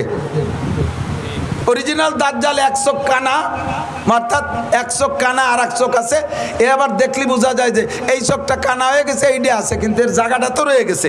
কিন্তু তা না, এই দাজ্জালের পুরো কপালে মাত্র একটাই চোখ হবে। ওর ডান হাতে থাকবে দোজক আর বাম হাতে থাকবে বেহেশতে। আসলে উচিত ছিল কি, বেহেশতে কোন হাতে? ডান হাতে। আর দোজক থাকলে ওর বাম হাতে বেহেশতে আর ডান হাতে দোজক। ওর কথা যে শুনবে তাকে লাখ লাখ কোটি কোটি টাকা দিয়ে দুনিয়ায় প্রতিষ্ঠিত করে দেবে, এর নাম হলো জান্নাত। তার কথা যে না শুনবে তাকে মেরে এপাশে ফেলাই দেবে। তার হাতে থেকে কেউ বাঁচতে পারবে না যদি কেউ তাকে মারার ইচ্ছা করে। তো এভাবে লক্ষ লক্ষ মানুষকে সে খুদাই দাবি করবে, কোটি কোটি মানুষকে সে বেঈমান করে ফেলবে। এই দাজ্জাল কি এখনো আসছে? অতএব আগামী শুক্রবারে কিয়ামত হবে না। ঈসা আলাইহিস সালাতু ওয়াস সালাম আবার আসবে, বিশ্বাস হয়? কথা কন, আসছে। কাজেই আগামী শুক্রবার কিয়ামত হবে না। ইয়াজুজ মাজুজ আসবে, সাদ্দে সেকেন্দারকে ভেদ করে তারা জিব্বে দিয়ে চাটতেছে, চাটতে চাটতে একেবারে রসুনির খুশার মতো অতটুক পাতলা থাকতে ফজর হয়ে যায়। এরপরে কয় যে যেটুক বাকি আছে কালকে 2 চাটা দিয়ে বেরোয় যাবো, এই কয়ে ফিরে আবার বাড়ি পিছনের দিক চলে যায়। পরের দিন এসে দেখে যে সেই দেওয়াল যেমন ছিল সেরকমই হয়ে গেছে। এভাবে তারা চাটতেই তালে আছে। হঠাৎ করে কিয়ামতের আগে একদিন তারা এইটুক আজকে না চাটি আর পিছনে যাবে না, একে চাটাই দিয়ে বের হয়ে এদারে চলে আসবে। লক্ষ লক্ষ কোটি কোটি দুনিয়ায় সভ্য মানুষের চাইতে ওদের সংখ্যা কয়েক গুণ বেশি হবে। মানুষের উপরে ডাকাতি, মারামারি, খুনোখুনি করবে, মানুষ ধরে খাওয়া পর্যন্ত শুরু করে দেবে। কয়েকদিন পর্যন্ত সারা দুনিয়া এভাবে অরাজকতা সৃষ্টি করার পরে আল্লাহর পক্ষ থেকে বিশাল একটা বৃষ্টি আসবে। ওই বৃষ্টিতে ওরা সব ধ্বংস হইয়া সাগরে ভেসে চলে যাবে। এ ঘটনা কি ঘটছে? অতএব আগামী শুক্রবারে কিয়ামত হবে না, ভয় নেই। দাব্বাতুল আরদ, একটা প্রাণী আসবে, তার 4টে পা আছে, আবার 2টে হাত আছে। প্রাণীটা এত বড়, সে মাটিতে বসলে 1.5 বিঘে জায়গা লাগবে। কটুক আপনার সমান হবে না? মাটিতে বসলে 1.5 বিঘে জায়গা লাগবে। এত বড় প্রাণী। ডান হাতে থাকবে মুসা আলাইহিস সালামের লাঠি, বাম হাতে থাকবে সুলাইমান আলাইহিস সালামের আংটি। মাত্র 40 দিনের ভিতরে সারা পৃথিবীতে যত হাজার কোটি মানুষ থাকুক না কেন, সমস্ত মানুষকে 2 ভাগ করে ফেলবে। সুলাইমান আলাইহিস সালামের আংটি দিয়ে মানুষের কপালে টাচ দেবে, ছোঁয়া দেবে। যদি লোকটা কাফের হয়, বেঈমান হয়, তার চেহারাটা একেবারে ব্ল্যাকবোর্ডের মতো কালো হয়ে যাবে। মুসা আলাইহিস সালামের লাঠি তার ডান হাতে, ওই লাঠি দিয়ে কপালে লিখবে কাফার, অর্থাৎ কাফের। আর যদি লোকটা ইমানদার হয়, আংটি দিয়ে ছোঁয়া দেওয়ার সাথে সাথে চেহারাটা উজ্জ্বল ফুটফুটে ফর্সা চাঁদের মতো হয়ে যাবে। কপালে লিখবে আনতা মুমিন, তুমি একজন ইমানদার, তুমি মুমিন। এভাবে 40 দিনের ভিতরে ওই একটা প্রাণীতে সমস্ত মানুষকে 2 ভাগ করে ফেলবে। এ ঘটনা কি ঘটছে? অতএব আগামী শুক্রবারে কিয়ামত হবে না। এরপরে পরপর লাগাতার 3 রাত 3 দিন পর্যন্ত 72 ঘন্টা পর্যন্ত দুনিয়ায় সূর্য উঠবে না। 72 ঘন্টা দুনিয়ায় সূর্য উঠবে না, কোনো আলো থাকবে না, কারেন্ট জ্বলবে না, আলো বাতি জ্বালাইতে পারবে না, আগুনের বাতিও থাকবে না, সারাটা দুনিয়া অন্ধকার। একটা সূর্য উঠছে না, দুনিয়ার কোনো বাতি নাই, তাহলে বোঝেন অন্ধকারটা কেমন হবে। আর ওদিকে সূর্য যখন উঠছে না, মানুষে তখন ভীত সন্ত্রস্ত হইয়া কান্নাকাটি শুরু করে দেবে, পাগল হয়ে যাবে, পায়খানা করে কাজ শুরু করবে, পানি খুঁজে পাবে না, বিশাল একটা মিনি কিয়ামতের একটা পরিবেশ হয়ে যাবে। এই কান্নাকাটি করতে করতে করতে করতে পশ্চিম আকাশ থেকে সূর্য উঠবে। সূর্যটা এ পাশ থেকে উঠবে না, পশ্চিম আকাশ থেকে উঠবে। তবুও সূর্য যখন উঠছে, মনের ভিতরে কিছু একটা প্রশান্তি, যে আলো তো হলো। এরপরে এই সূর্যটা উঠতে উঠতে মাঝ আকাশে আসবে, আবার পশ্চিম আকাশে ডুবে যাবে। পরের দিন থেকে আবার নিয়মতান্ত্রিক সূর্য উঠবে। এই সূর্য যে ব্যাক হয়ে গেছে, ফিরে আসছে, এই ফিরে আসার পরে সমস্ত মানুষের ভিতরে চেতনা আসবে, আহা সর্বনাশ হয়ে গেছে। উলামায়ে কেরামের কাছ থেকে শুনতাম সূর্য পশ্চিম আকাশ থেকে উঠবে। হাদিসে আসছে আল্লাহর নবী বলেন, সূর্য একবার পশ্চিম আকাশ থেকে উঠে আসার পরে আবার যখন ডুবে যাবে, এরপরে মানুষের যতই বুঝুক এই বুঝে কোনো কাজ হবে না। আর তওবা করলে তওবা কবুল হবে না, কাহারও ঈমান গ্রহণ করা হবে না। এরপরে আবার নিয়মতান্ত্রিকভাবে সূর্য উঠবে, পূর্ব আকাশ থেকে পশ্চিমে অস্তমিত হবে। বলা হয় এর প্রায় 120 বছর, তাও শিওর তারিখ না, প্রায় 120 বছর পরে ওই সূর্য উদয়ের ব্যাক সূর্যের পরে প্রায় 120 বছর পরে কিয়ামত হবে। ও দোস্তরের সময় এখনো বহুত আছে, বহু দেরি আছে। কাজেই আগামী শুক্রবার কিয়ামত নিয়ে কোনো টেনশন করি না। তবে কিয়ামত তিনটা, একটা হলো ব্যক্তিগত কিয়ামত, এইটা যে কোনো সময় ঘটে যেতে পারে। কথা বলেন, পারে কি পারে না? এখান থেকে বাড়ি যাইতেও পারেন, নাও পারেন, ফজরের রক্ত পাইতেও পারেন, নাও পাইতে পারেন। আপনি চিন্তা করছেন আগামী রমজান মাসে চিল্লাই যাব, আরে ততদিন হায়াত আপনি পাইতেও পারেন, নাও পাইতে পারেন। যে ব্যক্তি যখন মারা গেল তার কিয়ামত তখন হয়ে গেল। আর একটা হলো মাঝারি কিয়ামত, মধ্যম কিয়ামত, এরে বলে কিয়ামতে বুস্তা। এটা হলো কোনো জাতি গোষ্ঠীকে তাদের আচরণে, তাদের অপরাধে, তাদের অন্যায়ের কারণে আল্লাহ পাক ওই জাতি গোষ্ঠীকে ধ্বংস করে দেয়। যেমন কওমে আদকে আল্লাহ তাআলা কিয়ামত দিয়েছেন, আদ কওম শেষ হয়ে গেছে, কওমে সামুদকে ধ্বংস করে দিয়েছে, তারা চলে গেছে। কওমে লুতকে আল্লাহ ধ্বংস করে দিয়েছে, তাদের কিয়ামত গোষ্ঠী শুদ্ধ হয়ে গেছে। এমন করে এখনো পর্যন্ত হতে পারে কোন জাতি গোষ্ঠীর আচরণে যদি আল্লাহ পাক অখুশি হয়ে যায়, ওই কওমকে আল্লাহ তাআলা ধ্বংস করে দেয়। একে বলে কিয়ামতে উস্তা। আর একটা হলো কিয়ামতে কুবরা, অর্থাৎ সারাটা দুনিয়া ধ্বংস হবে। আল্লাহ পাক বলেন, ইযা ওয়াকাতিল ওয়াকিয়া লাইসা লিওয়াকাতিহা কাযিবা। যেই ঘটনা ঘটবে, ধ্বংস হবে, ওই ঘটনার মধ্যে কোনো সন্দেহ নাই। সেইটা কবে হবে সম্পর্কে সাহাবায়ে কেরাম জিজ্ঞেস করেছেন নবী পাকের কাছে। জিবরিল আলাইহিস সালাম আদম আলাইহিস সালাম থেকে নিয়ে কিয়ামতের সংবাদ দিয়ে আসতেছে। সব নবীরাই জিবরাইলের কাছে কিয়ামতের নির্দিষ্ট তারিখ চান, কিন্তু জিবরিল বলেন মা নাবি আলামা মিনাস সাইল, আমি তুমি জিজ্ঞাসাকারীর চাইতে এ বিষয়ে আমি অতটা বেশি ভালো জানি না। কিয়ামতের তারিখ আল্লাহ পাক আমাকে বলেন নাই। তবে কি জিবরিল আলাইহিস সালাম সব নবী রাসূলকে কিয়ামতের কিছু পূর্বাভাস বলেছেন। আমিও মাঝে মাঝে বলে থাকি। এই হাদিস আপনাদের কাছে আমি বর্ণনা করেছি। দোস্ত, নবী পাক সাল্লাল্লাহু আলাইহি সাল্লাম বর্ণনা করেন হযরত আবু হুরায়রা থেকে হাদিস। আমি সির্ফ হাদিসটা তরজমা করে শেষ করে দেব, আপনাদের বেশিক্ষণ বিরক্ত করব না। হুজুর বলেন কি, এ যুবক আমার দিক, বুড়োরা আমার দিক, আওয়ামী লীগরা এদিক তাকান, বিএনপিরা এদিক তাকান, জামাত জাতীয় পার্টির সমন্বয় কেউ নড়াচড়া করবে না, খুব গেলবেন। যার ভিতরে দোষ আছে সে সেখান থেকে উঠে আসার চেষ্টা করতে হবে। যদি আমরা এই দোষগুলো থেকে উঠে আসতে পারি তাহলে দুনিয়ার হায়াত বেড়ে যাবে, দুনিয়ার হায়াত বেড়ে যাবে, দুনিয়াকে আল্লাহ তাআলা আরো লম্বা করে দেবে। আর যদি আমি আপনি এই দোষগুলো দোষী হয়ে যাই তাহলে আল্লাহ পাক দুনিয়ার হায়াতকে কমায় দেবে, দুনিয়াকে অতি তাড়াতাড়ি ধ্বংস করে দেবে। এই যে ঘটনাগুলো বলছি এগুলো টপ টপ টপ টপ করে কিছুদিনের ভিতরে তৈরি করে দিয়ে দুনিয়াকে আল্লাহ তাআলা ধ্বংস করে দেবে।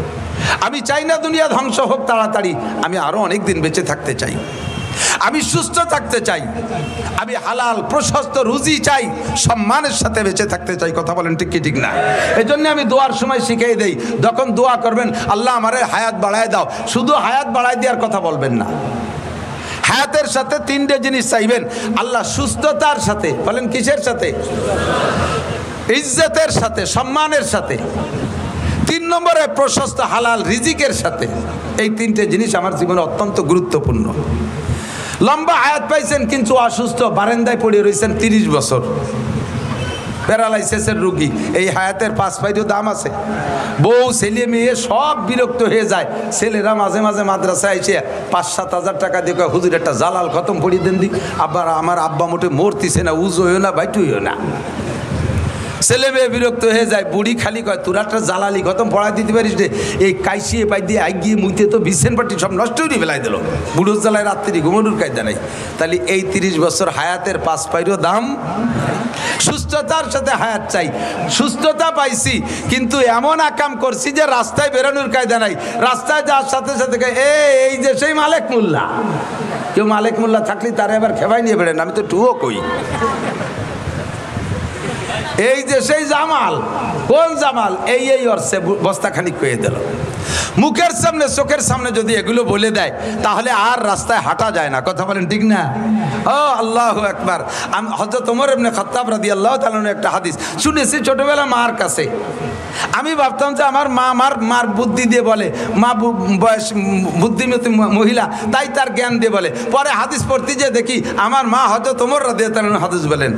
মা আমাকে আমি যখন একটু বড় হয়ে উঠছি, মা আমারে নসিহত করে, কয় বাবা এই যুবক আমার দিক তাকাও, রাতের বেলা এমন কাম করবা না যাতে দিনের বেলা মানুষের সামনে মুখ দেখাইতে লজ্জা হয়। ছোট্ট নসিহত মনে রাখবা, রাতের বেলা এমন কাম করবা না যাতে দিনের বেলা মানুষের সামনে মুখ দেখাইতে লজ্জা হয়।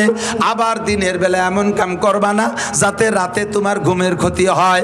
রাতে তোমার ঘুমের ক্ষতি হয়, দুইটা কথার ভিতরে বিশাল ব্যাখ্যা। এই দুইটা কাজ থেকে তুমি ফিরে থাকো। রাস্তাঘাটে বের হইতে গেলে যাতে ইজ্জতের সাথে মানুষের সম্মানের সাথে আহ্বান করে, সালাম দিয়ে দৌড়ে আসে, মুসাফা করার জন্য ব্যস্ত হয়ে যায়, এমন একটা সম্মানী জিন্দেগি চাই। 3 নম্বরে অভাবের কারণে ঈমান নষ্ট হয়ে যায়, এই জন্য প্রশস্ত হালাল রুজি চাই, প্রশস্ত হালাল রুজি চাই। লম্বা হায়াত ইজ্জতের সাথে প্রশস্ত হালাল রুজি আল্লাহ পাক আমাদের সকলকে নসিব করে। জোরে বলেন আমিন। আল্লাহ যেন বেইজ্জতি জিন্দেগি না দেয়, সবাইরে হায়াতে তৈবা বাড়ায় দেয়, বলেন আমিন। তবে আমাকে দুনিয়ায় হায়াত নিয়ে থাকতে হলে তো দুনিয়া থাকা লাগবে। দুনিয়া যদি ধ্বংস হয়ে যায় তাহলে আমি থাকবো না। এবার দুনিয়া থাকবে কতদিন? দিন থাকবে যতদিন। বলেন দুনিয়া থাকবে কতদিন? দুনিয়া থাকবে কতদিন? দিন থাকবে যতদিন। প্রমাণ কলা রাসূলুল্লাহ সাল্লাল্লাহু আলাইহি ওয়াসাল্লাম, হুজুর বলেন লা তাকুমু সাআতু হাত্তা ইউকালা ফিল আরদি আল্লাহ আল্লাহ। জমিন অতদিন ধ্বংস হবে না, কিয়ামত ততদিন হবে না যতদিন জমিনের ভিতরে একটা মানুষ থাকবে আল্লাহ বলনেওয়ালা। বলেন না সুবহানাল্লাহ। এ ভাই, বর্তমানে দুনিয়া আছে না নাই? আছে কি আমেরিকার ক্ষমতা বলে, চায়নার প্রযুক্তির বলে, জাপানের প্রযুক্তির বলে, দাদা বাবুকে শক্তির বলে, আরে আমেরিকানদের শক্তির বলে? দুনিয়া বর্তমানে আছে একমাত্র মুমিনদের কলেমার ওসিলায়। দুনিয়া যখন একেবারে শেষ প্রান্তে চলে যাবে, ওই সূর্য পশ্চিম আকাশ থেকে উদয়ের পরে দুনিয়ায় কোনো ইমানদার থাকবে না। আল্লাহ পাক রব্বুল আলামিন হযরত আজরাইল আলাইহিস সালামকে ঘোষণা দিবেন, বলবেন তুমি সবগুলোকে ধ্বংস করে দাও। ইসরাফিল আলাইহিস সালামের সিঙ্গার ফুঁকো হয়ে যাবে আর আজরাইলের কার্যক্রম ফাইনাল শুরু হবে। সারা দুনিয়ার সমস্ত প্রাণীকে মুহূর্তের মধ্যে ধ্বংস করে দেওয়ার পরে আল্লাহ পাক আজরাইল আলাইহিস সালামকে ডাইকে বলবে, ও আজরাইল কি পরিমাণ মারছো, কি পরিমাণ মারছো? কয় সব মারে সাফ করে ফেলাইছি। কয় বাংলাদেশে কি গেছিলা? বাঙালিরা তো আপদ বিপদে ভালো জায়গা বলাই থাকতে পারে, ও জায়গা 2-1টা বার থাইকে গেল নাকি? কয় আল্লাহ না, সব সাফ করে ফেলাইছি। এবার কয় আল্লাহ আনমা বাকিয়া, সবাইরে মারার পরে আর আছে কে কে? আজরাইলকে আল্লাহ জিজ্ঞেস করবে, সব মারছো, গরু ছাগল দানব মানব সব শেষ করছো, এখন আছে কে? কয় যে আল্লাহ এখন আছি আমরা 13 জন আছি। নাহনু সালাসা আশার, আমরা 13 জন আছি। কয় কেডা কেডা বলো? কয় আমরা ফেরেশতা বড় 4 জন, জিব্রাইল, মিকাইল, ইসরাফিল, আজরাইল, এই 4 জন আছি। ও আনতার তুমি, ও হামেলাতুল আরশ, আর আরশ বহনকারী 8 জন, 8 আর 4 12, আর তুমি সহ 13, এই 13 জন আছি। আল্লাহ পাক বলবেন আর সব সাফ? বলে জি সব সাফ। কয় তাহলে বড় 3 জনের জান আগে বের করে দাও। জিব্রাইল, মিকাইল, ইসরাফিলের জান দাও। ইসরাফিল আলাইহিস সালামের সিঙ্গার ফুঁকে দুনিয়া ধ্বংস হয়ে হয়ে যাওয়ার পরে এরপরে এই বড় তিনজনের জান আজরাইল ইসলাম তিনজনের জান দিয়ে আল্লাহর কাছে জমা দিয়ে দেবেন। এরপরে আল্লাহ জিজ্ঞেস করবে আল্লাহ মা বাকিয়া এখন কয়জন আছে? কয় যে এখন আছে আমরা 10 জন। নাহনু আশারা, আমরা 10 জন। হামেলাতুল আরশ, আরশ বহনকারী 8 জন। আনতা ওয়া আনা, তুমি আর আমি, এই 10 জন আছি। আল্লাহ পাক বলবেন আরশ বহনকারী 8 জনের জানও বের করে আমার কাছে জমা দাও। যখন বলবে আরশ বহনকারী, যেই আরশ উঁচু করে রাখছে যেই 8 জনে, ওই 8 জনের জান নিতে কইলে আজরাইল আলাইহিস সালাম একটু ইতস্তত বোধ করে বলবেন আল্লাহ এই 8 জন তো তোমার আরশ উঁচু করে রাখছে, এদেরকে যদি মেরে দেই তাহলে তো আরশ ছেড়ে দেবে, তোমার আরশ তো নিচেই পড়ে যাবে। তাহলে এই 8 জনের বাদ দিয়ে আর সবাইরে তো সাফ করে দিছি, এ পর্যন্ত থাকলে কেমন হয়? আল্লাহ পাক রব্বুল আলামিন বলেন আজরাইল তাহলে তুমি কি মনে করো আমি এই আরশ বহনকারী 8 জনের কাছে ঠেকা? তুমি পড়ো কুল হুয়াল্লাহু আহাদ, আপনারা একটু বলবেন কুল হুয়াল্লাহু আহাদ আল্লাহুস সামাদ লাম ইয়ালিদ ওয়া লাম ইউলাদ ওয়া লাম ইয়াকুল লাহু কুফুয়ান আহাদ। হে আজরাইল তুমি বলো কুল হুয়াল্লাহু আহাদ আল্লাহুস সামাদ, বলো সেই আল্লাহ একক আল্লাহুস সামাদ, আল্লাহ ওয়া মুকাফেক্কি, আল্লাহ কাহারো কাছে ঠেকানা। আরশ বহনকারী 8 জন ফেরেশতা আল্লাহকে উঁচু করে রাখছে, তাই আল্লাহ উঁচায় আছে, নইলে ওরা ছেড়ে দিলে আল্লাহ পড়ে যাবে। তোমার আল্লাহ এমন আল্লাহ না, দুনিয়ার দেবদেবীর মতো নয়। বছরের শেষে যাইয়া দেবদেবীদের রং নষ্ট হয়ে যায়। তোমরা জেনে রাখো সিবগাতাল্লাহি ওয়া মান আহসানু মিনাল্লাহি সিবগা। আরে দুনিয়ায় রং আছে, আমি আল্লাহরও রং আছে। আমি আল্লাহর রং কোনোদিন ওঠে না, তোমাদের দেবদেবীর রঙের মতো রং উঠে যায় না। তোমাদের দেবদেবী বছরের শেষে দুর্বল হয়ে যায়, পিছন দিয়ে বাঁশ ঢুকোই দিয়ে রাখা লাগে, এপাশ তো ওপাশ দিয়ে বাঁশ বাঁধাই দিয়ে রাখা লাগে। আমি আল্লাহ পাককে দুর্বল মনে করো না, আমাকে ওভাবে আরশ বহনকারী 8 জন ফেরেশতা উঁচু করে রাখা লাগে না। আমি আল্লাহ তাআলা নিজ অবস্থানে থাকতে পারি। কথা বলুন ঠিক কি ঠিক না? বলতে চাই না বাংলাদেশ আমরা কয়েক জাতির দেশ, মুসলমান হিন্দু বৌদ্ধ খ্রিস্টান আমরা মিলে মিশে আছি মহাব্বতের সাথে। কথা বলুন ঠিক কি ঠিক না? আপনাদের এলাকায় হিন্দু আছে না? মুসলমানদের দোকানেও যে মাল আছে হিন্দুর দোকানে সেই মাল আছে। আমরা কোনো ভেদাভেদ করি না, মুসলমানের দোকানের থেকে না কিনে হিন্দুর দোকানের থেকে মাল আমরা কিনি কি কিনি না, কোনো ভেদাভেদ করি না। কিন্তু ভারতের ভিতরে সেখানে ঘোষণা দিয়ে দিয়েছে কয়েক মন্ত্রী মুসলমানদের দোকানের থেকে কোনো মাল কিনবি না, মুসলমানদেরকে ভূমি বর্গা দিবি না, জমি বর্গা দিবি না, মুসলমানদেরকে কর্জ দিবি না, মুসলমানদের সাথে কোনো লেনদেন হবে না। এভাবে তারা সেখানে বৈষম্য তৈরি করে রাখছে। এর ভিতরে মৌলানা মিজান বলেছে ভারতের ভিতরে এক ঠাকুর, সেই ঠাকুর আমার নবীর মূর্তি বানায়, নবীর মূর্তির নাক ভাঙে। তুমি ওই দেশে নাক ভাঙবা, আমাদের এদেশেও তোমাদের অনেকের নাক আছে। ভাঙ্গার মানুষ বাংলাদেশে আছে না নাই? কথা বলেন আছে না নাই? তোমরা মূর্তিরে যত মোহাব্বত করো তার চাইতে লক্ষ কোটি গুণ মোহাব্বত করে মুসলমান তার নবীকে। তারা নবীর জন্য জীবন দিতে প্রস্তুত আছে। বলিলে চুপ করে থাকি, বাংলাদেশ মুসলিম সংখ্যাগরিষ্ঠ দেশ, ইসলামী সংবিধান হলো মুসলিম সংখ্যাগরিষ্ঠ দেশে মুসলমান যদি শাসক হয়, ওই দেশে মুসলমানরা থাকলে তাদের ধর্মীয় অনুভূতির পর আঘাত করবা না, তাদের মন্দির মূর্তি ভাঙবা না, তাদের ধর্মীয় বিষয় সমালোচনা করবা না। যদি করো তাহলে গুনাহ হবে। আমরা সেই উসুলের পর সেই ইসলামের সেই নীতির উপরে আমল করে তোমাদেরকে কিচ্ছু বলি না। কিন্তু তোমরা যে ওই জায়গায় বসিয়া পদে পদে জ্বালাবা, আবার এই দেশে বসিও, এই দেশে বহুত হিন্দু এলাকা আছে এখনো পর্যন্ত সে জায়গা 2-1 ঘর মুসলমান থাকলে তাকে গরু কুরবানি দিতে দেয় না। বাংলার জমিনে থেকে কত বড় স্পর্ধা, সরকারের ছত্রছায়ায় থেকে এত বড় বাহাদুরি করো, তারপর আমরা কিছু কই না। কিন্তু এই মুহূর্তে আর বাড়াবাড়ি করো না। তোমরা দেশের মেহমানের মতো থাকো, আমাদের কাছে যত্ন পাবা। কথা বলেন ঠিক ঠিক না? বাড়াবাড়ি করবা তো গাড়িতে যদি চাইতে যায় তাহলে কিন্তু মেহমান আরও বাড়ি বেশিক্ষণ থাকতে পারে না। সাবধান হয়ে যাও। আল্লাহুস সামাদ, আমার আল্লাহ অমুকাপেক্ষী, আরশ বহনকারী 8 জন ফেরেশতার কাছে ঠেকা নয়। এরপরে ফেরেশতা আজরাইল আলাইহিস সালাম 8 জনের জান বের করে দিয়ে আল্লাহর কাছে জমা দেওয়ার পরে বলবে জিবরাইল আল-আন মা বাকিয়া, এখন কেডা কেডা আছে? আনতা ওয়া আনা, তুমি আছো আর আমি আছি, আর সব সাফ। আল্লাহ পাক বলবেন আনা হাইয়ুন কাইয়ুম, আমি চিরস্থায়ী চিরঞ্জীব, লা আমুতু ওয়া লা আহইয়া, আমি মরিও না বাঁচিও না, আমি থাকবো। কুল্লু শাইইন হালিকুন ইল্লা ওয়াজহুল্লাহ, সব শেষ হয়ে যাবে, শুধুমাত্র অবশেষে থাকবে কে? আরে ভাই জোরে বলেন কে? এবার আজরাইলকে আল্লাহ বলবেন আজরাইল এবার তোমার জানটা বের করে দাও। আজরাইল বলবে আল্লাহ আমি তো সবাইরে মারছি, আমারে কিরা মারবে? আমারে মারার আজরাইলকে?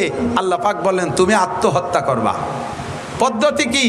রিভলভার কানে বাঁধাই দিয়ে তুমি গুলিয়ে দেবা, পিস্তল মাথায় লাগাইয়া গুলি করে দিবা তা না, তুমি তোমার বুকের উপরে হাত দিয়ে মুট করে টান দিবা, বাকি কাম আমি করব। আজরাইল যখন বুকের উপরে হাত দিয়ে মুট করে টান মারছে, আর সে আজিবের মালিক বলবেন ওয়াইদা আরাদা শাইআন আইয়াকুলা লাহু কুন ফায়াকুন, আল্লাহ কুন কইলে সব হয়ে যায়। আল্লাহ তখন বলবে কুন মাইয়াতান, তুমি মরে যাও। আজরাইলের মুঠের ভিতরে তার জানটা বেরিয়ে আসবে, আর এত জোরে একটা চিৎকার মারবে জান বেরোনোর সময় আজরাইল, ওই সময় যদি পৃথিবীর সমস্ত প্রাণীও থাকতো, আজরাইলের মুখের আওয়াজে সকলে কলিজা ফাইটা মারা যাইতো। কিয়ামত শেষ, এটা হলো আন্তর্জাতিক কিয়ামত। এই ঘটনা ঘটার আগে কিছু সিগন্যাল আসবে। নবী পাক বলেন সিগন্যাল কয়টা মুখস্থ করাই দেই, এই কয়টা শুনেই চলে যাবেন, এই কয়টা শুনে মুখস্থ করে চলে যাবেন। হুজুর বলেন দিক তাকান, কিয়ামত আসছে, এই মূল বড় বড় ঘটনা ঘটবে, তার আগে কিছু ছোট ঘটনা। 1 নম্বর ঘটনা হলো ইজাত কিজাল ফাই উদাওয়ালা। যখন দেখবা মানুষে মুসলমানরা যুদ্ধে বিজয়ী সম্পদ, যুদ্ধে বিজয়ী দেশ, যুদ্ধে স্বাধীন করা দেশ নিয়ে দুই দলে কামলা কামলি করবে, প্রত্যেকে বলবে এটা আমরা স্বাধীন করেছি, এটা আমাদের সম্পত্তি। এই নিয়ে যখন কামলা কামলি চলবে, মারামারি চলবে, এই নিয়ে মারামারি চলবে যে এদেশ আমরা স্বাধীন করেছি, এদেশ আমাদের, তখন বুঝবা যে কিয়ামত বেশি দেরি নেই। এই যে বলবে, এইটা কি বলবে আরো বাকি আছে না এই বলা বলি চলতেছে? কতক্ষণ বলা বলি চলতেছে। স্বাধীন করছে কে তাও মুক্তিযোদ্ধারা জানেন, ঘোষণা দেশে কে তাও মুক্তিযোদ্ধারা জানেন, যুদ্ধ করছে কারা তাও মুক্তিযোদ্ধারা জানেন। অথচ এই কথাটা নিয়ে এখন এই দেশের সম্পত্তি নিয়ে দুই দলে মারামারি চলতেছে কি চলতেছে না? 1500 বছর আগে বিশ্বনবী বলেছে এটা কিয়ামতের আলামত। বেশি বাড়বো না। ইজাত্তু কিজাল ফাইউদাওয়ালা। 2 নম্বরে ওয়াল আমানাতু মাগনামা, যখন আমানতকে গনিমত মনে করবে। আমানত কি? আমানত গচ্ছিত জিনিস। আমাকে আল্লাহ তাআলা আমানত দিয়েছে কিছু সম্পদ, আমাকে আল্লাহ তাআলা আমানত দিয়েছে সন্তান, আমাকে আল্লাহ তাআলা আমানত দিয়েছে একটা ওয়ার্ডের দায়িত্ব, আমাকে আমানত দিয়েছে ইউনিয়নের দায়িত্ব, আমাকে আমানত দিয়েছে উপজেলার দায়িত্ব, আমাকে আমানত দিয়েছে একটা সিটের দায়িত্ব এমপি বানাইয়া, আমাকে একটা মন্ত্রণালয়ের আমানত দিয়েছে, আমাকে ডিসি হিসেবে একটা ডিস্ট্রিক্টের আমানত দিয়েছে, ওসি হিসেবে আমাকে একটা থানার আমানত দিয়েছে, টিওনো হিসেবে একটা থানার আমানত আমাকে দিয়েছে, এসপি হিসেবে একটা পুলিশ লাইনের আমানত আমাকে দিয়েছে, আব্বা হিসেবে কয়েকটা সন্তানের আমানত আমাকে দিয়েছে। এই আমানতকে যখন গনিমত মনে করবে, গনিমত কাকে বলে? যুদ্ধে বিজয়ী সম্পদ মুসলমানদের মুজাহিদদের ভিতরে বন্টন হয়, এই মালকে বলা হয় গনিমতের মাল, এইটা খাওয়া জায়েজ। যখন আমানতকে গনিমত মনে করিয়া ইচ্ছে মতো ব্যবহার করবে। কত প্রমাণ চান? যে কয়জনের নাম কইছি এই কয়জন তার আমানতের ভিতরে খেয়ানত করছে কি করে নাই? জোরে বলেন করছে কি করে নাই? আমানতের খেয়ানত কি পরিমাণ করছে? এখন তত্ত্বাবধায়ক সরকার আইসা, অন্তর্বর্তীকালীন সরকার আইসা হিসাব করে করে বর্তমান নগদে যারা ফেল করছে তাদেরটা ধরছে।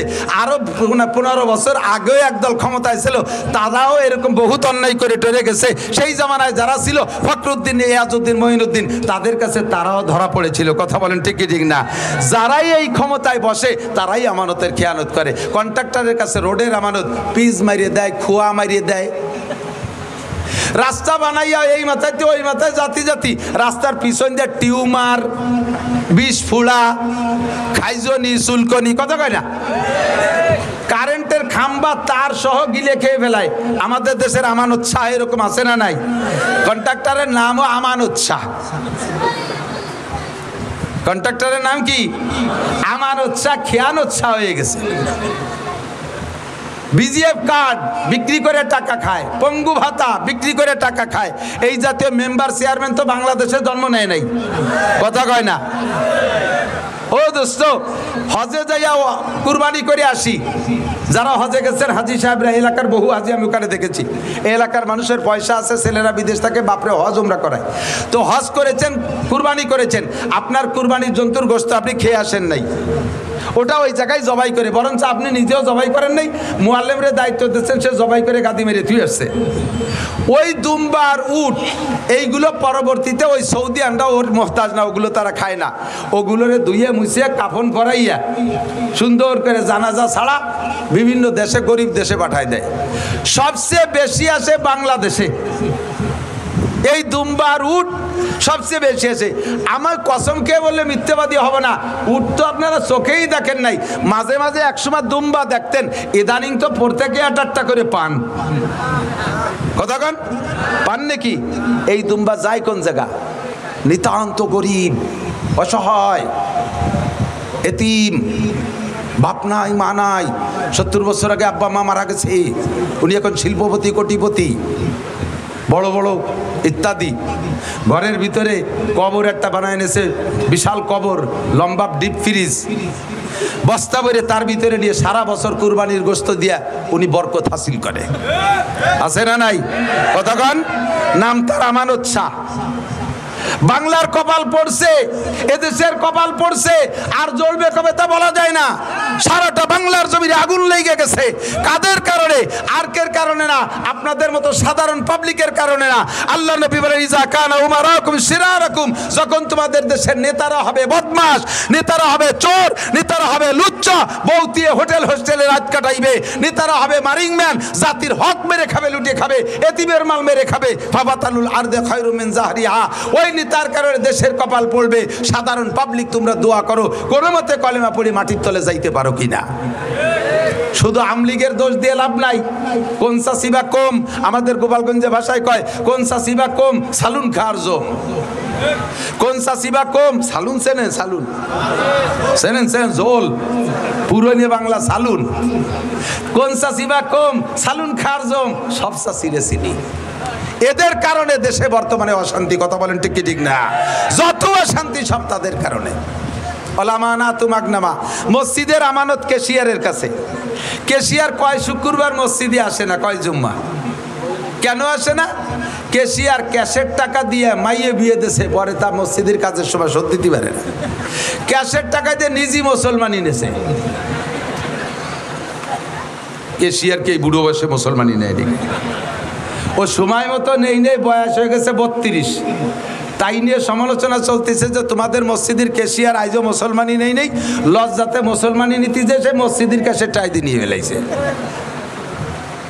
ক্যাশের টাকা আমি জানি, ক্যাশের টাকা দিয়া সুদির পর লাগাইয়া খায়, ক্যাশের টাকা দিয়ে দোকানের পুঁজি বানায়, ক্যাশের টাকা দিয়ে জমি বন্ধক রাখে, ক্যাশের টাকা নিজের সব জরুরতে লাগায়। মাসআলা জেনে নেন, যারা ক্যাশিয়ার আছেন খালি মসজিদ না, এই রকম আমানত যাদের কাছে, মসজিদের আমানত, মাদ্রাসার আমানত, আপনি আমার সাথে চলেন, এখনই দেখাবো।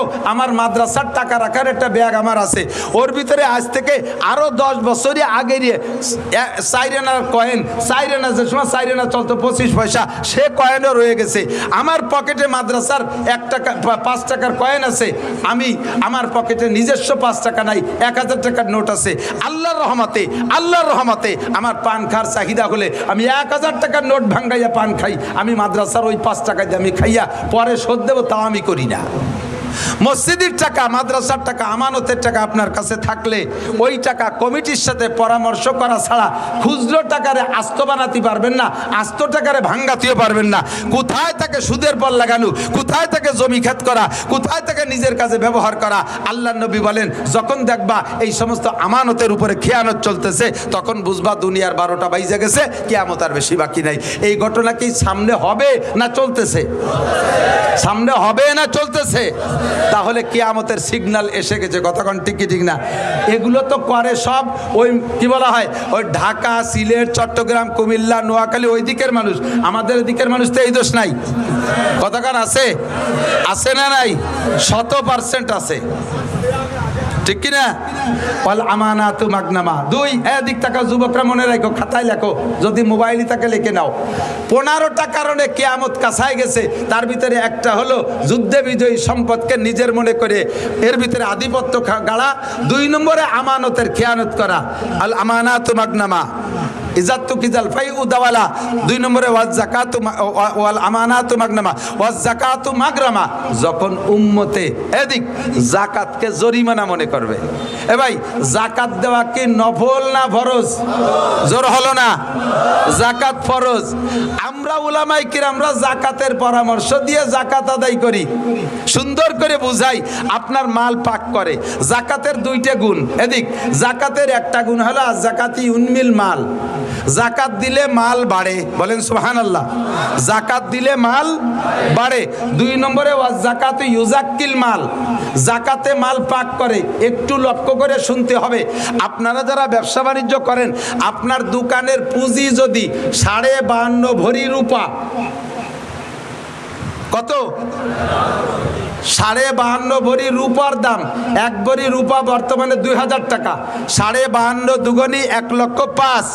আপনার দোকানে যদি খেয়াল করতেছে না, ব্যবসায়ী বাণিজ্যিকরা খেয়াল করতেছেন না, জীবন ভরে হারাম খাইতেছেন, আপনার উপরে যেই জাকাতের টাকা ফরজ হয়েছে বের করে গরিবকে দেওয়া, ওই টাকা না দিয়ে যদি খান, শুয়োরের গোস্ত খাওয়ার মতো গুনাহ হবে, শুকরের পায়খানা খাওয়ার মতো গুনাহ হবে, ওটা হারাম। এজন্য জাকাতটা ভালো করে বুঝে নেন। আপনার দোকানের ব্যবসায়ী মাল পুঁজি যদি থাকে 1,05,000 টাকার মাল, এই 1,05,000 টাকা পুঁজি খাটাইয়া 1 বছর ব্যবসা করেছেন, আপনার সংসার সুন্দরভাবে চলছে, আপনি কোথাও দিনাদায়িক নাই, আপনার ডাইনিও আপনার ব্যাংকে জমা করেন নাই, শুধু ওই ব্যবসার ভিতরে 1,05,000 টাকার মাল আছে। আপনি বছরের শেষে যাইয়া 365 দিন একরকম ব্যবহার করবেন, 66তম দিন যাইয়া ওর থেকে 40 ভাগের 1 ভাগ, 40 ভাগের 1 ভাগ, 1,02,500 টাকা, আর 5,000 টাকায় যে কয় টাকা আসে, এই কয় টাকা বের করে গরিবকে দেওয়া ফরজ। যদি আপনি না দেন, তাহলে আপনার পুরো মাল আপনার জন্য 366তম দিন যাইয়া ওর থেকে একটা চকলেট আপনি খাইতে পারবেন না, হারাম হয়ে গেছে, ওর কিচ্ছু আপনি ব্যবহার করতে পারবেন না। এই টাকা বের না করা পর্যন্ত আপনার বাকি টাকা পাক হবে না। এজন্যই বলে জাকাত ইউজাক্কিল মাল, জাকাতে মাল পবিত্র করে দেয়। খুদার কসম, জাকাত দেওয়ার অভ্যাস করেন, ইনশাল্লাহ মাল বেড়ে যাবে। বিশ্বাস হয়? আল্লাহ যদি মাল দেয়, তাহলে জাকাত দেবেন কারা কারা? আল্লাহকে একটু হাত দেখান তো। সত্যি দেবেন? সত্যি দেবেন? জাকাত দেবেন? জাকাত দেবেন? মাশাআল্লাহ, হাত নামান। জাকাত দেবেন খোলা ময়দানে, দোষ নাই। জাকাত দিয়ে শুধু জাকাত দিয়ে ইউটিউব করবেন, দোষ নাই। ছেড়ে দেবেন, ইউটিউবে চ্যানেল করে ছেড়ে দেবেন। বড় গরু কুরবানির গরু কিনে, বিশাল ষাঁড় 6 লাখ 8 লাখ টাকা দিয়ে কিনে, রাস্তায় ষাঁড়ের শিঙি রং মাখাইয়া গলায় ঘন্টি দিয়ে রাস্তায় বাঁধতে থবেন বেশ কয়েকদিন পর্যন্ত। এটা দেখাবেন, মানুষকে দেখাবেন। কেন জানেন? যারা কৃপণ কুরবানি দেয় না, ওই আইডিয়াটা রাস্তায় যারা যখন সিংজাহি দেয়, ওই কৃপণকে কলজেই যে কোপ লাগে।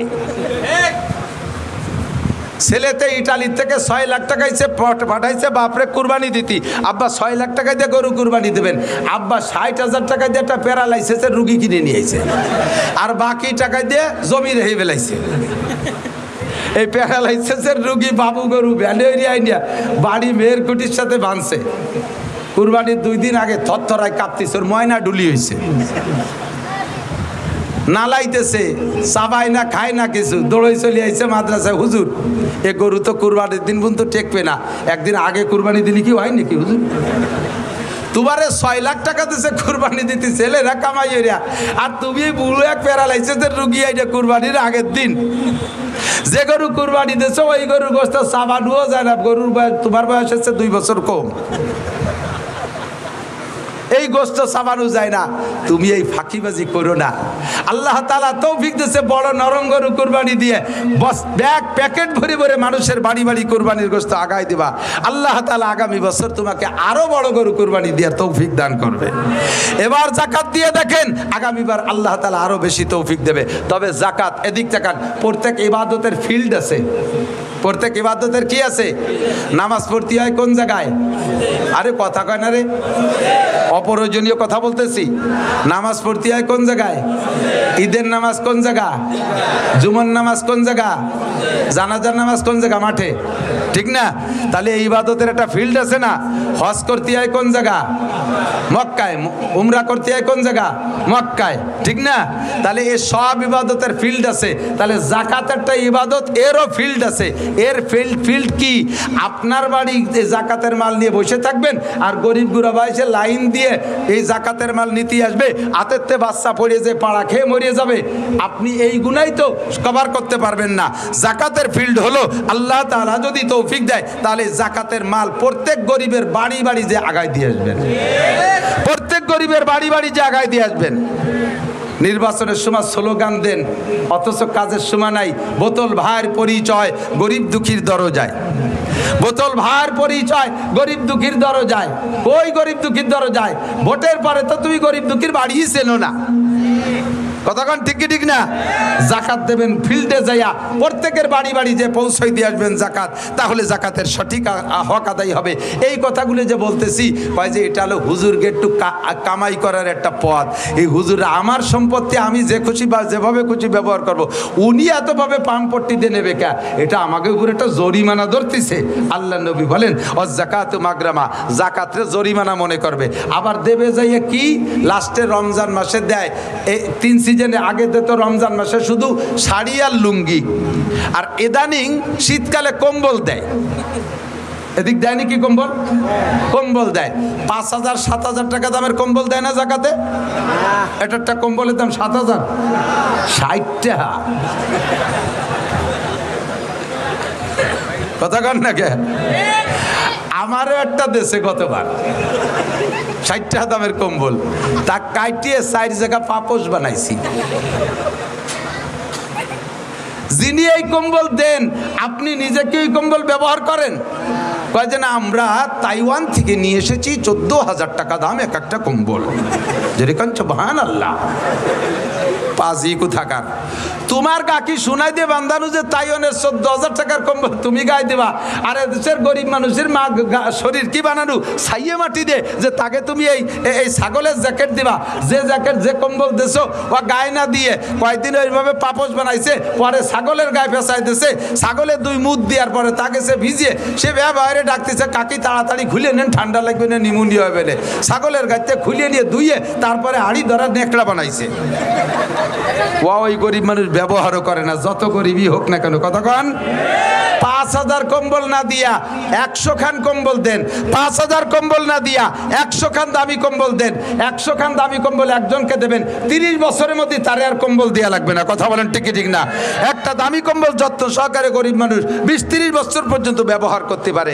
লুঙ্গি একটা দেশেন, 2 বার ধোয়ার পরে তার মাল কেটে গেছে, ওই যে দরজার মসজিদের দরজায় দাঁড়াইছে, ভিতরেতে যারা চাই রয়েছে যে এই পাশে পাশে একেবারে আর এক মসজিদের মুসল্লি তার লুঙ্গির হুটোই দিয়ে দেখা যায়।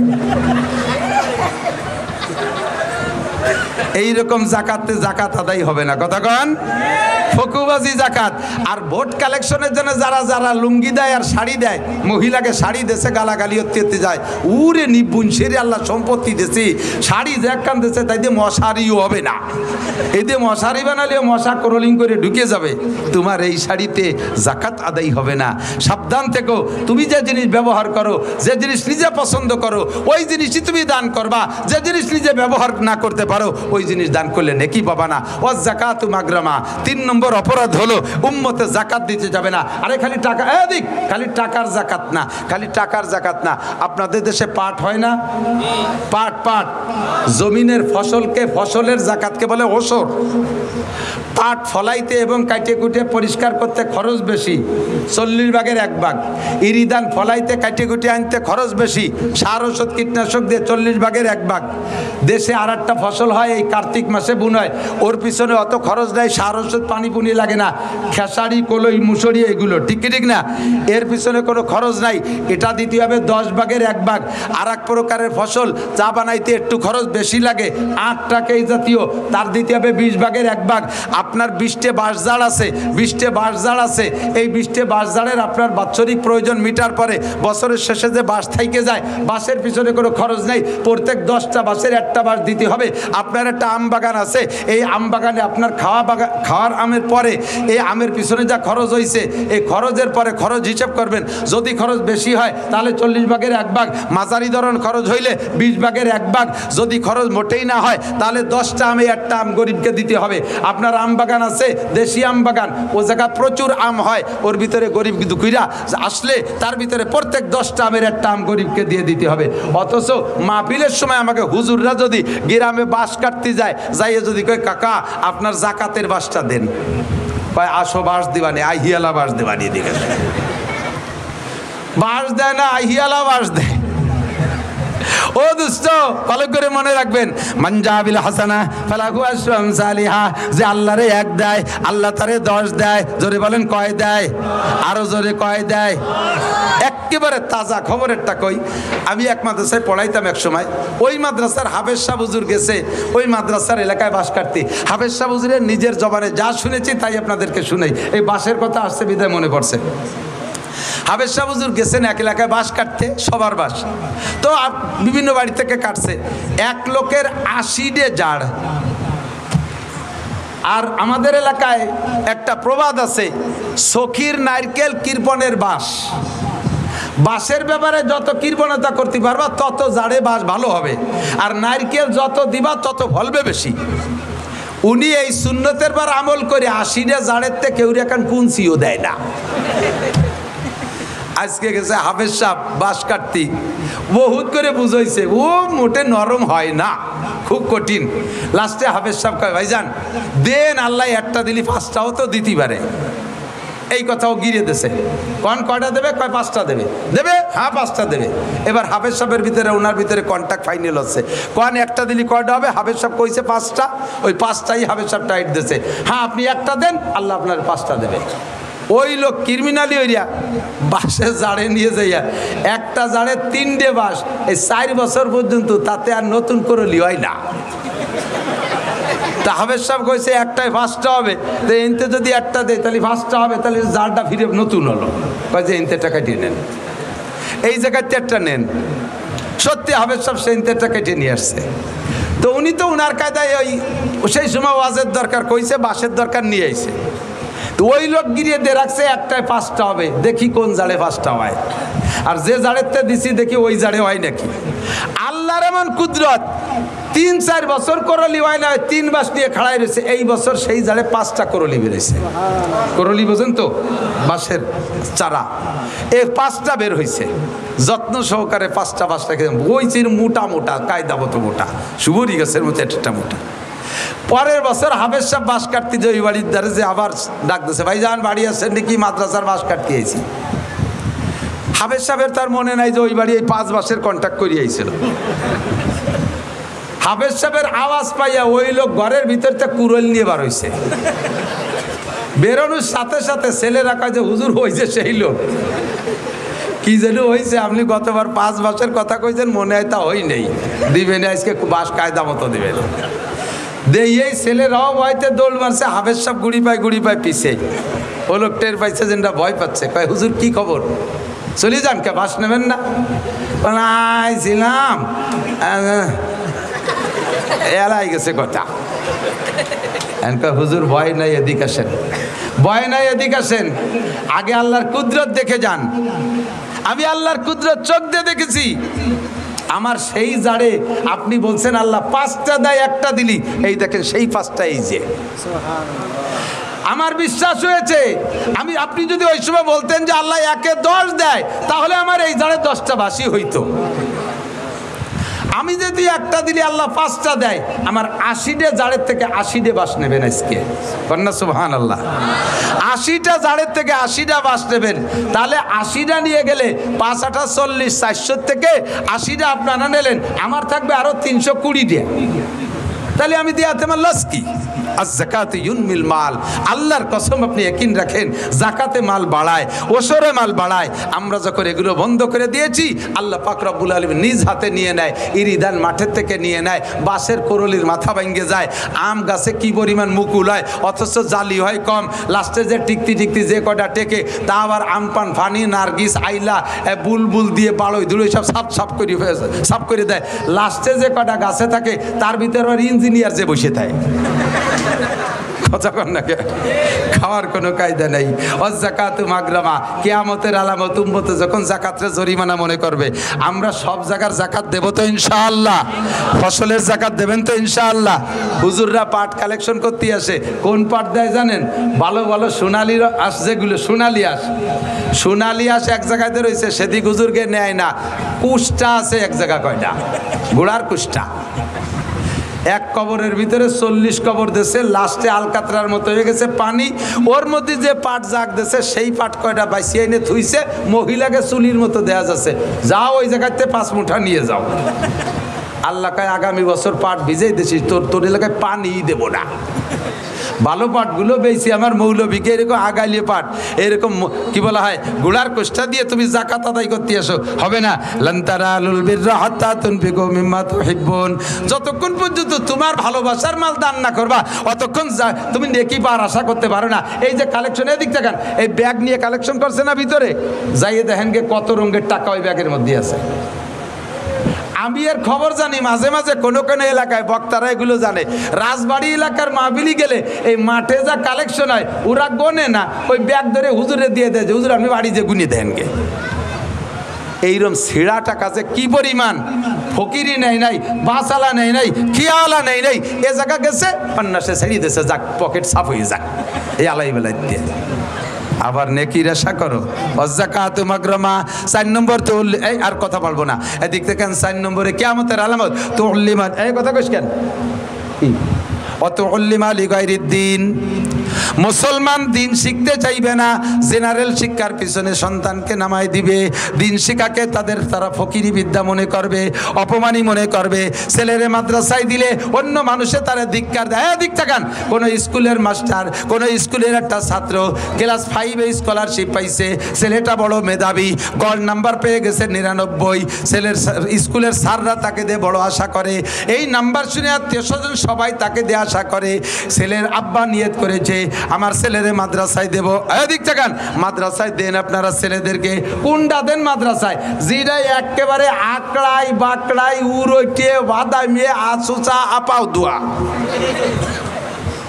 বুনো বাদামিয়া বিয়াদবের গুরু, দেশের ওর স্যাঙ্গা ঠেলে দেশে আম থায় না, পরের মুরগি চুরিয়ে রেখায়, কেউ তার সাথে না পারিয়া প্রাইভেট মাস্টারে মারছে, প্রাইমারির মাস্টারে মারছে, ওকে কয়বার বেটারে বাইরে দূরিয়ে সেইটি হয়েছে সব চাইতে বদমাস, সেইটি রে নিয়ে মাথা হুজুর এটার হক্কানি হুজুর বানাই দিয়েন।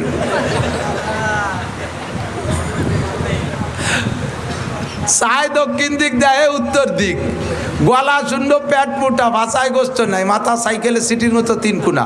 এরে ফাটে তুমি হক্কানি হুজুর হইয়া সঙ্গে জন্ম অন্ধ, মা মায়ের পেটে থেকে দুনিয়া দেখতে পারে নাই, মারও দেখতে পারে নাই, সেই ডেরে পাঠাইছে 30 পারা হাফেজ হতি। অন্ধ হাফেজ দেখছেন না, বহু দেখছেন না, আজীব কারবার। কত বড় বৈষম্য, খালি বৈষম্য হচ্ছে চাকরির ব্যাপারে বৈষম্য তো দূর করো না, সব জায়গার বৈষম্য ঠিক করো। আল্লাহু আকবার। বালোডারে মাদ্রাসায় দেওয়া বেরেনিটা, আমার মাদ্রাসার একটা ছাত্র কয়দিন আগে সবক শেষ হয়েছে, আমার ভাগ্নি হয় স্বাস্থ্য বোনের ছেলে, মাত্র 5 মাস 150 দিনে 30 পারা কোরআন শরীফ মুখস্থ করছে। 8 বছর বয়স, মাত্র 8 বছর বয়স, তার নামটাও কইতে পারে না ভালো করে, এমনই এমন এত ছোট মানুষ, মাত্র 5 মাস সবক পড়ছে, 30 পারা কোরআনের হাফেজ। এখন সে কোরআন শরীফ উল্টো দিক দিয়ে মুখস্থ করতেছে, সদর দিক দিয়ে 30 পারা হয়েছে, উল্টো দিক দিয়ে মুখস্থ করতে করতে মানে উল্টো দিকে ইয়াদ করতেছে, আন্তর্জাতিক পর্যায়ে চলে যাবে ইনশাআল্লাহ। দিন মুসলমানের সন্তানকে দিন শিখাবে না, এটাকে ফকিরি বিদ্যা মনে করবে। ফকিরি বিদ্যা, আমি বলি এদিক তাকান, বর্তমানে আলেমদের চাইতে জেনারেল শিক্ষিত ছেলেরা বেকার বেশি। কথা বলুন ঠিক ঠিক না? আলেমদের চাইতে এই যে চাকরি বৈষম্য নিয়ে যে আন্দোলন শেখ হাসিনারে পতন ঘটায় দিয়েছে, এই বৈষম্য দূর করার জন্য যে আন্দোলন করেছে, এটা কি মাদ্রাসার ছাত্রদের চাকরির বৈষম্যতা দূর? জেনারেল ছাত্রদের বৈষম্যতা দূর। লক্ষ লক্ষ ছেলে বেকার, এই বিদ্যার নামই হয়েছে এখন বেকার বিদ্যা। আমার কোনো মৌলবী আল্লাহর রহমতে বেকার নাই, খাইয়ে দিয়ে বেশ তেল কই আছে, মসজিদের ইমামতি হলে 30 বাড়ি খাবার, ডেলি এক বাড়ি খায়, যে বাড়ি যায় সেই বাড়ি ভালো খাবার, খাতে খাতে আমার মতো শূন্য মৌলবী মরাদানে পানি পাইয়ে 3 মাসের মধ্যে ভুলি একেবারে পেট লাগল পায় না, কদ্দূর চলে গেছে। আবার এই মহল্লা ভরে সব Italy, France, Japan, German, Saudi Arab থাকে, হুজুরির কোনো পোশাক কিনে ব্যবহার করা লাগে না। ঈদের সময় তার 14 গোষ্ঠীর পোশাক মহল্লার মুসল্লিরা দিয়ে দেয়, আল্লাহর রহমতে কুরবানির সময় দিয়ে দেয়, ঈদানের সময় 60 মণ আলাদা কালেকশন করে দেয়, রমজান মাসে 1 লাখ টাকা আলাদা কালেকশন করে দিয়ে দেয়, আল্লাহর রহমতে খেয়ে দেয়, বেশ সুন্দর আছে। অথচ এই বিদ্যারে বানাইছে ফকিরি বিদ্যা, এই মনে করে ছেলে মেয়েদেরকে জেনারেল পড়ায়, মাদ্রাসায় পড়াবে না। এর নাম হলো কিয়ামতের আলামত। 4 নম্বর তুল্লিমা লিগাইরিদ্দিন ও আতার রজুল ইমরাত ইমরাতাহু আক্কা উম্মা, কিয়ামতের আগে এমন হবে ছেলেরা পুরুষরা তার স্ত্রীর ভক্ত হবে, স্ত্রী যা বলবে তাই শুনবে, সে যেটা বাজার করতে বলবে বলতে দেরি আনতে দেরি নেই, সে শুধু গুনগুনি করতে যে দেরি, যেখানে পাক সেখান থেকে নিয়ে আসবে। আর মা একখান কাপড়ের জন্য বছর বইয়ে গ্যাঙ্গায় মারে ধমক দিয়ে কয় খালি কি আমি তোমার ছেলে আর নাই তাকে কইতে পারো না? কথা বলেন, এই ঘটনা চলছে কি চলছে না? এই ঘটনা চলছে কি চলছে না? এটা হবে না হচ্ছে, এটা হবে না হচ্ছে। সব জায়গা মহিলাদের মাতুব্বারি। আপনার মারে আপনি কাপড় কিনে দেবেন, আপনার বোর কাছে শোনা লাগে, এরম ফ্যামিলি আছে না নাই? আপনার বাপরে আপনি লুঙ্গি কিনে দেবেন, আপনার বোর কাছে শোনা লাগে। ছেলে কত বড় কপাল পোড়া, বিদেশে যাওয়ার সময় সাউডির নামে অ্যাকাউন্ট খুলে দিয়ে গেছে। জোরে কোন সুবহানাল্লাহ। এ কথা কয় না কি বিল্লাহ, নাউজুবিল্লাহ। আছে না নাই? হুজুর এই চারটে এক পর পর বলছেন, আতার রজুল ইমরাতাহু আক্কা উম্মা, স্ত্রীর আনুগত্য হবে, মার নাফরমানি করবে। ও আদনা সাদিকাহু আকসা আবা, বন্ধু বান্ধবদের পিছনে হাজার হাজার লাখ লাখ টাকা খরচ করবে, অথচ আব্বার ঔষধ কেনার পয়সা দেবে না, আব্বারে দামি একটা পাঞ্জাবি বানাই দেবে না, আব্বা তবলিগে যাইতে চাইলে টাকা দেবে না, আব্বার প্রয়োজন পরিমাণ খাবার দাবার হাত খরচের টাকা দেবে না। এগুলো সবই কিয়ামতের আলামত।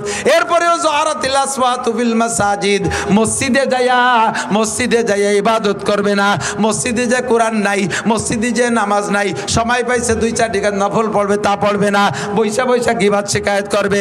এরে হাসিনেরে উঠো খালেদারে ডুবাও, খালেদারে উঠো হাসিনেরে ডুবাও। মহল্লায় কে কি অন্যায় করছে সেইগুলো নিয়ে যত দড়ি দরবার, যত গিবাত শিকায়তের গল্প চলে, ব্যবসা বাণিজ্যের গল্প চলে, রাজনীতির গল্প চলে মসজিদে। মসজিদের মধ্যে জিকির নাই, মসজিদের মধ্যে ফিকির নাই, মসজিদের মধ্যে নামাজ নাই, মসজিদের মধ্যে তিলাওয়াত নাই, দুনিয়াবি গল্প স্বল্প। কথা বলেন হচ্ছে কি হচ্ছে না? ও জহরাতিল আসওয়াতু ফিল মাসাজিদ। এরপরে হুজুর ভাই আমার দিক থেকে ও সাদাল কবিলাতা ফাসিকুহুম, জায়গা মতো চলে আইছি। এই ও সাদাল কবিলাতা ফাসিকুহুম, কওমের জাতির নেতা হবে ফাসেক। জোরে বলেন কে? ফাসেক কারে কয়? 1 নম্বরে নামাজ পড়ে না, 2 নম্বরে দাড়ি কাটে, 3 নম্বরে হারাম হালালের বাসা কুটা নাই, সুদে কারবার ঘুষে কারবার করে। কথা কয় না? একে কি কয়? ফাসেক কয়। কি কয়? বউ বাচ্চারে পর্দা করায় না, এরে কি কয়? ফাসেক বলে। এই জাতীয় ফাসেক যখন হবে তোমাদের জাতির নেতা, সাদাল কবিলাতা ফাসিকুহুম, কওমের নেতৃত্ব মেম্বার থেকে নিয়ে সংসদ ভবন পর্যন্ত সব জায়গা যখন নেতৃত্ব দেবে ফাসেকরা। একজন আলেম নির্বাচনে দাঁড়াবে, সে ভোট পাবে না। একজন দাড়িওয়ালা মানুষ নির্বাচনে দাঁড়াবে, ভোট পাবে না। গাঁজাখোর, ইয়াবাখোর, মাগিবাজ, ফাঁকিবাজ, লম্পট, লুচ্চ, দাড়ি কাটা, দাঁড়াই মতে খাড়াই খায়, আইটি পায়খানা করে, নামাজ নাই, রোজা নাই, হজ নাই, যাকাত নাই, সুদখোর, ঘুষখোর, দুর্নীতিবাজ, টোন মারা, মন মারা, এই সমস্ত যত বদমাইশগুলো এরা দাঁড়াইয়া নির্বাচিত হয়ে যায়। এটাই তোমাদের কপাল পোড়ার কারণ। ঠিক কি ঠিক না? ও দোস্ত, যাই করি না কেন আমাদের এই বেল্ট আমলিগির বেল্ট, যথেষ্ট বেশিরভাগ সংখ্যাগরিষ্ঠ আমলিগ। তারপরে অন্য অন্য কম নাই তা না, এর ভিতরে সব দল আছেন। আমলিগ, বিএনপি, জামাত, জাতীয় পার্টি, 88, চন্দ্রপাড়া, মানিকগঞ্জ, সুরেশ্বর, ভোজেশ্বর, ইনায়তপুর, বাহাদুরপুর, শরীয়তপুর, মাদারীপুর, সবপুর, এপুর সবপুর আছেন। কেউরে আলাদা করে ওয়াজ করতেছি না। এখন বর্তমান যে সময়টা, এটা হলো অন্তর্বর্তীকালীন সরকারের সময়। এই সময় এই সরকারের কোনো স্থায়ী আধিপত্য নাই। এরা 3 বছর পর নেমে যাবে অথবা 4 বছর পর নেমে যাবে। এদের কোনো মাতুব্বারি ওইভাবে নির্বাচিত সরকারের মতো নাই। এখন আমরা উন্মুক্ত, এখন আমরা ফ্রি। কয় বছর ভোট দিতে পারছেন কি পারছেন না সেটা আমি বলবো না। বাকি সামনে যদি নির্বাচন হয় উন্মুক্ত ভোট দিতে পারবেন, উন্মুক্ত ভোট দিতে পারবেন। ভোটের ব্যাপারে বিচার করে ভোটের ব্যাপারে পাক্কা সিদ্ধান্ত নেবেন ইনশাআল্লাহ। আমি আর জীবনে কোনোদিন ফাসেকের মার্কায় ভোট দেব সিদ্ধান্তে একমত। ফাসেকের মার্কায় ভোট দেব, ওই ফাসেকরে ভোট দিয়ে নির্বাচিত করা মানে দুনিয়ার হায়াত কমায় ফেলানো, কিয়ামতের কাছে টেনে আনা। কথা বলেন ঠিক কি ঠিক না? আল্লাহর কোরআনী আইন এদেশে একটু বাস্তবায়নে একটা বার না করিয়ে দেখি। হুজুররা জীবন ভরে কয় ইসলামী কুরআনী শাসনের ভিতরে শান্তি। এ তো চোখ দিয়ে দেখলাম না, খালি শুনলাম। একটা বার না, অনলি ওয়ান টেস্ট, একটা বার আমরা একটু দেখি। কথা বলেন ঠিক কি ঠিক না? আমি আমলিগ বিএনপি দুইয়ে গোষ্ঠীরে বহু পরামর্শ দিছি, তোমাদের এগেনস্টে আমি কেউরে দাঁড়াতে দেব না। আমি বাংলাদেশের 1000 বক্তা নিয়ে তোমাদের পক্ষে আমি ওয়ার্ক করে বেড়াবো। মাত্র 3টে কথা বাস্তবায়ন করো। 1 নম্বরে জাতীয় সংসদ থেকে নামাজের বিল, 2 নম্বরে দেশের ভিতরে পর্দার বিল, 3 নম্বরে জাকাতের বিল পাশ করিয়া জাতির জাকাত আদায় করে গরিব দুঃখীর গালে গালে পৌঁছাইয়া দাও। এই 3টে কথা বাস্তবায়ন করো, আমি তোমাদের পক্ষে ওয়ার্ক করব। আমলিগ বিএনপি কোনো সরকার মানে নাই, আল্লাহ দুইটারই অপমান করে নামায় দিয়েছে। আমরা আগামীতে ইনশাআল্লাহ কুরআনী শাসন ব্যবস্থা দেখতে চাই। কারা কারা একটু তাকবীর বলেন, একটু নেতৃত্ব দেন।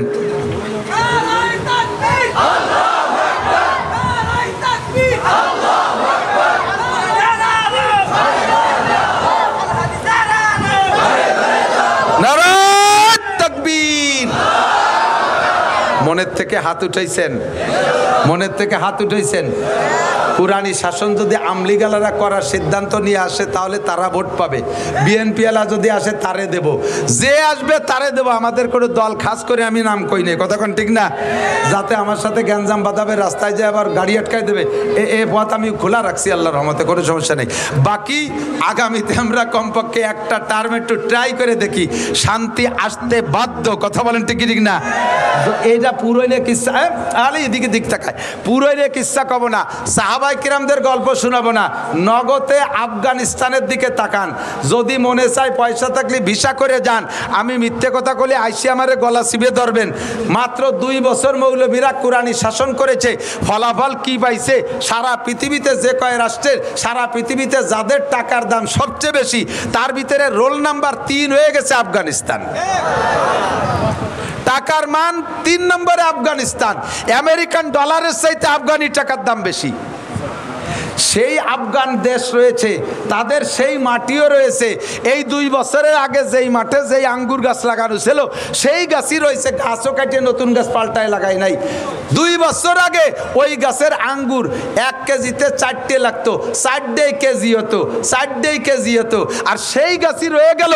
কুরআনী শাসন আসার সাথে সাথে সেই গাছের আঙ্গুর এখন কোনো আঙ্গুর বলছি কি বলে, কোনো আনার এমন হয়েছে যে 4টে ছিল আগে, কেজিতে 4টে লাগতো, এখন 1 কেজিতে একটাই 1 কেজি, অথবা কোনো একটাই 1.5 কেজি, কোনো একটাই 2 কেজিও হচ্ছে।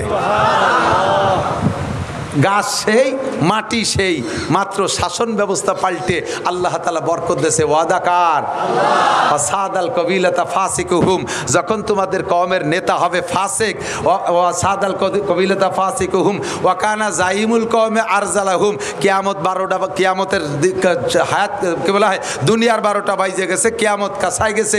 আর একটা আলামত হুজুর বলেন, যখন দেখবা ওয়া সাদাল কবিলাতা ফাসিকুহুম ওয়া কানা জাইমুল কওমে আরজালাহুম, সমাজের ভিতরে সবচাইতে সবচেয়ে নিকৃষ্ট ছিল আজ থেকে 10 বছর আগে ওরে কেউ কামলা কিশোরও নিত না। কত এই পাইছো রে, যদি কামলা নাও তাহলে তোমাকে খেতে কাজ করবে না, কারণ ওর বগলে গন্ধ, গালে গন্ধ, ওর কান্দে পুষ পড়ে, ও বাতাসের উজনে কাজ করলে এবার ভাটিতে কাজ করা যায় না। এত নিচু মানের যে তারে কামলাও নেয় না। হঠাৎ করে ছেলে একটা ইটালি চলে গেছে, আল্লাহু আকবার, এখন উনি ইটালি হয়ে গেছে। 5 তলা দালানের মালিক। এই মূর্খ অশিক্ষিত আইসো পাইছো, এরা হয়েছে সমাজের মাতুব্বার। হয়েছে কি হয় নাই? কথা বলে হয়েছে কি হয় নাই?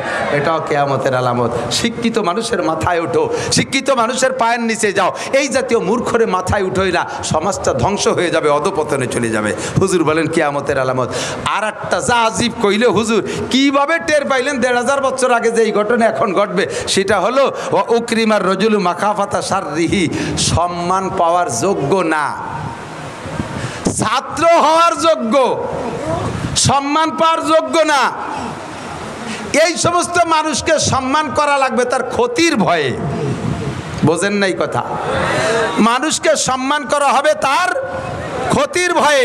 আসলে সম্মান পাওয়ার বয়স হয় নাই, সম্মান পাওয়ার সাইজ না, সম্মান পাওয়ার যোগ্য না, সম্মান পাওয়ার মতো তার ভিতরে যোগ্যতা নাই। এই মানুষগুলোর যদি সম্মান না করি, সার না কই, বস না কই, তাহলে আবার কোন জায়গা থেকে কোন ক্ষতি করে বসে। এই কারণে তার সম্মান আর সেলুট দেওয়া লাগে। এ ঘটনা কি ঘটবে না বর্তমানে ঘটছে? কিয়ামতের আলামত। আর একটা হলো, এই এদিক তাকান, ও জহারাতিল মাআজিফ ওয়াল কায়নাত। খেয়াল করে না রে, এইটি হলো আজকে আমার সবচাইতে বেশি গুরুত্বপূর্ণ। ও জহারাতিল মাআজিফ ওয়াল কায়নাত। বাদ্যযন্ত্র এত প্রভাব পাবে যে কোরআন তিলাওয়াতের মধ্যেও বাজনা ঢুকে যাবে, হাদিস তিলাওয়াতের মধ্যে বাজনা ঢুকে যাবে, জেকেরের মধ্যে বাজনা ঢুকে যাবে, ইসলামী সঙ্গীতের মধ্যে বাজনা ঢুকে যাবে। গান বাজনাকে এত প্রাধান্য দিবে যে মুসলমান কোনো একটা আনুষ্ঠানিকতা এই বাজনা ছাড়া হয় না। ইসলামী সঙ্গীত গায়, এই যে দেখেন ফাও লাইট দুটো জ্বালায় রাখছে, কি দরকারের? কেন এই লাইট, এই ফোকাস করার কি দরকার? এটা কি মমতাজের মঞ্চ? এটা কি বাউল গানের মঞ্চ? এটা কি জারি যাত্রা খরচের মঞ্চ? কেন এইগুলো ইসলামী মঞ্চের ভিতরে আসবে? এটাই কিয়ামতের আলামত। দুনিয়াকে ধ্বংস আপনারা করছেন না, দুনিয়ার ধ্বংস আমরা করতেছি। পুনরায় যদি এগুলো আমি কোনোদিন দেখি, আমি স্টেজ থেকে চলে যাব, আমি আর উঠবো না। আজকে কথাগুলো বলার জন্যই মাত্র অপেক্ষা করছি, বসে রয়েছি। আমার খুবই খারাপ লাগে, সাহাবায়ে কিরাম ইসলামী সঙ্গীত গায় নাই, স্টেজে গান গায় নাই। আবু হানিফা, শাফি, আহমদ, মালিক গায় নাই। বুখারী, মুসলিম, তিরমিজি আলা গান গায় নাই। শামসুল হক ফরিদপুরি, মোহাম্মদুল্লাহ হাফেজি, সরমনের ফজলুল করিম পীর সাহেব, কেউ গাওয়াজের ভিতরে গান গায় নাই। এ সমস্ত জায়গায় এগুলো কেন হতে হবে? একটুও ভালো লাগে না, একটুও ভালো লাগে না। এই করে আসল জিনিসের স্বাদ নষ্ট করে ফেলাইছে, এই করে আসলের স্বাদ নষ্ট করে ফেলাইছে। প্লাস্টিকের প্রভাবে তামা, পিতল, কাঁসা শেষ হয়ে গেছে। তারপরে সিটি গোল্ডের প্রভাবে স্বর্ণের দাম শেষ হয়ে গেছে। কথা ঠিক কি ঠিক না? অজহারাতিল মাআজিফ ওয়াল কায়নাত। বিয়ের অনুষ্ঠান বক্স ডেক্স বাজাইতেই হবে। মুসলমান এই মাদারীপুর এলাকায় মানুষ প্রত্যেক ঘরে ঘরে মোটা মোটা বিদেশে, ছেলেরা বিদেশে থেকে টাকা পাঠায়, সেই টাকা দিয়ে বাড়ি আসার পর তার আবার বিয়ের অনুষ্ঠান কয়দিন পর্যন্ত বক্স ডেক্স বাজাও। যেই বিয়ের ভিতরে বাজনা, গান বাজনা, ড্যান্স করা হবে, ওই বিয়ের ভিতরে খুদার বরকত নাই, আল্লাহর বরকত নাই। ওই বিয়ের ভিতরে অসুবিধা আছে। তুই বউ দিয়ে বাড়ি চলে যাবি, আল্লাহ বাসালি তোর বউ চিল্লেই চলে যাবে, 3-4 চিল্লে আড়াই তবে খুঁজি পাবে না কোনো জায়গায়। তাহলে ওই বিয়ের ভিতরে আকাম করেছি, এ আড়াই না, কতক্ষণ আড়াই না, কিরা তালাশ করে দিতে যাবে। আমি কত দরকার কই দিয়ে গেলাম। শেষে আমার কত ফোন দেয়, আরে এই এলাকার মনে হয় 50টা ছেলের ইটালির নাম্বার আমার কাছে, ফিরাই ফোন দেয় আমার সাথে, বহুত পীড়িত আমার কাছে সাথে। আমার মতো স্যার টাকা দেয়, মাঝে মাঝে প্যান প্যানায় গেছে, হুজুর হুজুর একে কান্দিস কে? হুজুর বিয়ে হইলে তুইছি, আমার বউটা আমার দুলো ভাই নিয়ে গেছে। সাড়ে শয়তান কোথাকার। এই আকামের ভিতরে পড়ে যাওয়া, বিপদের মধ্যে পড়ে যাওয়া যদি ওই আকাম করো। আমরা এলাকায় যুবকরা, আমি যুব সংগঠন চাই, যুবকদের একটা কমিটি গঠন হতে হবে। আমাদের এই এলাকায় বিয়ে, মুসলমানি, বউ ভাত, কোন মুসলিম অনুষ্ঠানে আমরা বক্স ডেক্স মাইক বাজাবো? অন্তর থেকে বলেন বাজাবো। এর প্রতিহত করার জন্য কারা কারা প্রস্তুত আছেন? আল্লাহ পাক তৌফিক দান করে, বলেন আমিন। আমাদের প্রোগ্রামগুলোর ভিতরে আল্লাহ বরকত দান করুন। এরপরে অসুরি বাতিল খুমুর 14 নম্বরেই কিয়ামতের আলামতের 14 নম্বর হলো মদ, গাঁজা, ইয়াবা, ফেনসিডিল এই অ্যাভেলেবেল হয়ে যাবে। আগে পলায় পলায় পাট বাগানের মধ্যে কিনা বেচা হতো, এখন সাধারণ দোকানেও চলে আইছে, বাড়ি বাড়ি কিনা বেচা হয়। এ চলছে কি চলছে না কথা বলেন? মদ, গাঁজা, ইয়াবা, ফেনসিডিল, হুজুর বলেন এই মাদক চলবে খুব বেশি। 15 নম্বর হলো ওয়ালা আনা আখিরু হাজিল উম্মতে আউয়ালাহা। আর এই শেষকালে কিছু কিছু পাঙ্কু, খেয়াল করে না, এটা আরও জরুরি। এদিক তাকান, একটু স্কুল কলেজে লেখাপড়া করে 2-4 চটি বই মুখস্থ করিয়া বা পড়িয়া আর চ্যানেলের 2-3 হুজুরির ওয়াজ শুনে বড় বড় আলেমদেরকে সমালোচনা করবে। আবু হানিফা কিচ্ছু জানতো না, বরঞ্চ আবু হানিফা মোশরেক ছিল। ইমাম শাফি, আহমদ, মালিক লেখাপড়া জানতো না। উরা কয় বাবাটা খেলে লেখাপড়া জানে, কোরআন শরীফটাও শুদ্ধ করে পড়তে পারে না।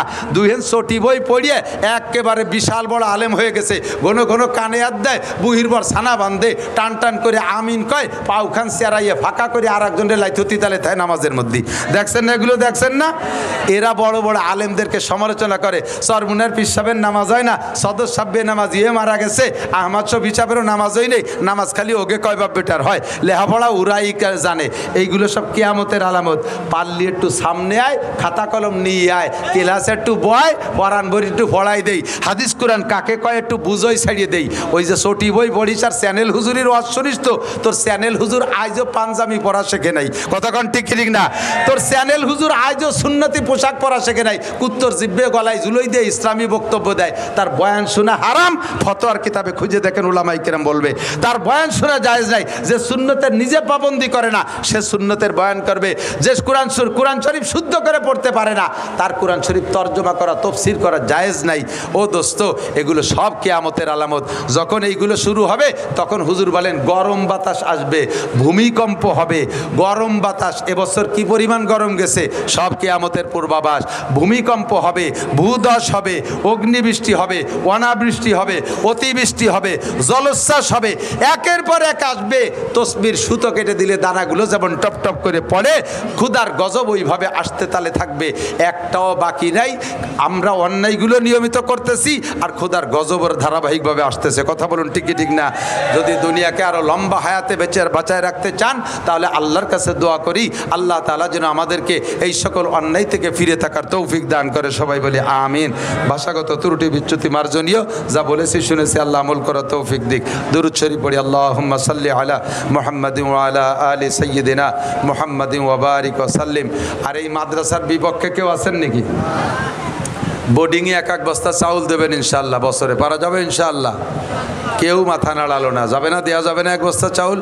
এক বস্তা চাউল বছরে কে দেবেন? একটু হাত দেখান দিয়ে, নাম লেখবো না, এটা খুলে হাত দেখা। বছরে এক বস্তা চাউল এই গরিব এতিমদের দেবেন, প্রত্যেক বছর দেবেন ইনশাআল্লাহ। 2-4-10 জন মানুষ হাত জাগান না, মাশাআল্লাহ মাশাআল্লাহ মাশাআল্লাহ। এক বস্তা চাউল বছরে এক বস্তা চাউল। আপনারা যারা হাত জাগাইছেন ইমরান ভাইয়ের কাছে নাম লেখায় মোবাইল নাম্বার দিয়ে যাবেন। যারা না জাগাইছেন তারাও এক বস্তা চাউল, 10 কেজি ডাউল, 5 কেজি সয়াবিন তেল দেবেন মাদ্রাসায় ইনশাআল্লাহ। সারা সয়াবিন তেল দেবেন, ওই তেল পুলসিরাতের উপরে ডালিয়ে দিয়ে আপনারা দাঁড়ায় দেবে, তেলে তেলে স্লিপ করে ওই পাশে বার হয়ে চলে যাবেন ইনশাআল্লাহ। আল্লাহ তাআলা সবাইরে পার হওয়ার তৌফিক দান করুক। আল্লাহুম্মা আমিন। রব্বানা যালামনা আনফুসানা ওয়া ইল্লাম তাগফির লানা ওয়া তারহামনা লানাকুনান্না মিনাল খাসিরিন। আয় আল্লাহ, আমাদের জীবনের সব গুনাহ খাতা মাফ করে দাও। আয় আল্লাহ, আমাদের আব্বা মা, দাদা দাদি, নানা নানি, শ্বশুর শাশুড়ি, আত্মীয় স্বজন যারা কবরে চলে গেছে সবাইকে মাফ করে দাও। আয় আল্লাহ, এই এলাকায় যত কবরবাসী কবরে শুয়ে আছে সকলের কবর আযাব তুমি এক্ষুনি বন্ধ করে দাও। আয় মেহেরবান আল্লাহ, মাদ্রাসার ওসিলায়, আজকের মাহফিলের ওসিলায় এলাকার সমস্ত কবর আযাব বন্ধ করে দাও। আয় মেহেরবান আল্লাহ, আমরা যারা বেঁচে আছি আমাদের জান মাল ইজ্জত আবরু তুমি হেফাজত করো। সুস্থতার সাথে আয় আল্লাহ, পরিপূর্ণ সুস্থতার সাথে, পূর্ণ ইজ্জত ও সম্মানের সাথে, প্রশস্ত হালাল রিজিকের সাথে আমাদের সবাইকে তুমি লম্বা হায়াতে তয়বা দান করো। মা বোনরা আমাদের সাথে পর্দার আড়ালে হাত তুলেছে, আয় আল্লাহ তাদের পক্ষ থেকে আমাদের একই দরখাস্ত, মা বোনদেরকে আল্লাহ খাস পর্দা করার তৌফিক দান করো। আয় আল্লাহ, আল্লাহ ওয়ালি মা হওয়ার তৌফিক দান করো। মাদেরকে নেক সন্তান প্রোটেকশন দেওয়ার তৌফিক দান করো। আয় আল্লাহ, বেহায়াই বেপর্দাগি থেকে মহিলাদেরকে হেফাজত করো। আয় আল্লাহ, পারিবারিক অশান্তি থাকলে তুমি দূর করে দাও। আমাদের ছেলে মেয়ে যারা লেখাপড়া করে আল্লাহ তাদের ব্রেন শক্তি ভালো করে দাও, মেধা শক্তি বাড়াইয়া দাও, লেখাপড়ার প্রতি মনোযোগী করে দাও। ছেলে মেয়েদেরকে হক্কানি হাফেজ আলেম বা আমল বানায় দাও। আয় মেহেরবান আল্লাহ, বাংলাদেশের অবস্থা তুমি স্বাভাবিক করে দাও। আল্লাহ, তুমি তো দেখলে সমস্ত মানুষগুলো হাত জাগাইলো, এদেশে কোরআন সুন্নাহর আইন সবাই চায়। মেহেরবান আল্লাহ, আগামী নির্বাচনে সহি কোরআন সুন্নাহ অনুযায়ী দেশ চালাবে এমন একটা জাতির হাতে তুমি রাষ্ট্র ক্ষমতা দান করো। আয় আল্লাহ, ফাসেক ফুজ্জার যারা এদেশের হক লুটে ফুটে বিদেশে নিয়ে ঢালছে, আরও ঢালে এবং ঢালবে, এই জাতীয় দুষ্কৃতিকারীদের হাত থেকে তুমি বাংলাদেশকে হেফাজত করো। আয় আল্লাহ, ফাসেক ফুজ্জারদের নেতৃত্ব থেকে বাংলাদেশকে হেফাজত করো। এই মাদ্রাসাখানা তা কিয়ামত কবুল করে নাও। মাদ্রাসার সব হাজাত পূরণ করে দাও। আয় আল্লাহ, দিনদার মুস্তাহিদ ছাত্র মুদারেস দ্বারা মাদ্রাসা ভরপুর করে দাও। মাদ্রাসার কমিটির সদস্য আসাতেজায়ে কেরাম আয় আল্লাহ যারা 1 টাকা থেকে হাজার হাজার লাখ লাখ টাকা দান করলেন, সকলকে তুমি কবুল করে নাও। মরার আগে সবাইকে একবার হজ করার তৌফিক দান করো, উমরা করার তৌফিক দান করো। আমাদের সকলকে মৃত্যুর সময় জবানে কলেমা তয়বা জারি করে দিও। সাল্লাল্লাহু তাআলা আলা খায়রি খালকিহি মুহাম্মাদিন ওয়া আলিহি ওয়া আসহাবিহি আজমাইন বিরহমাতিকা ইয়া আরহামার রাহিমিন। আসসালামু আলাইকুম। দাঁড়ান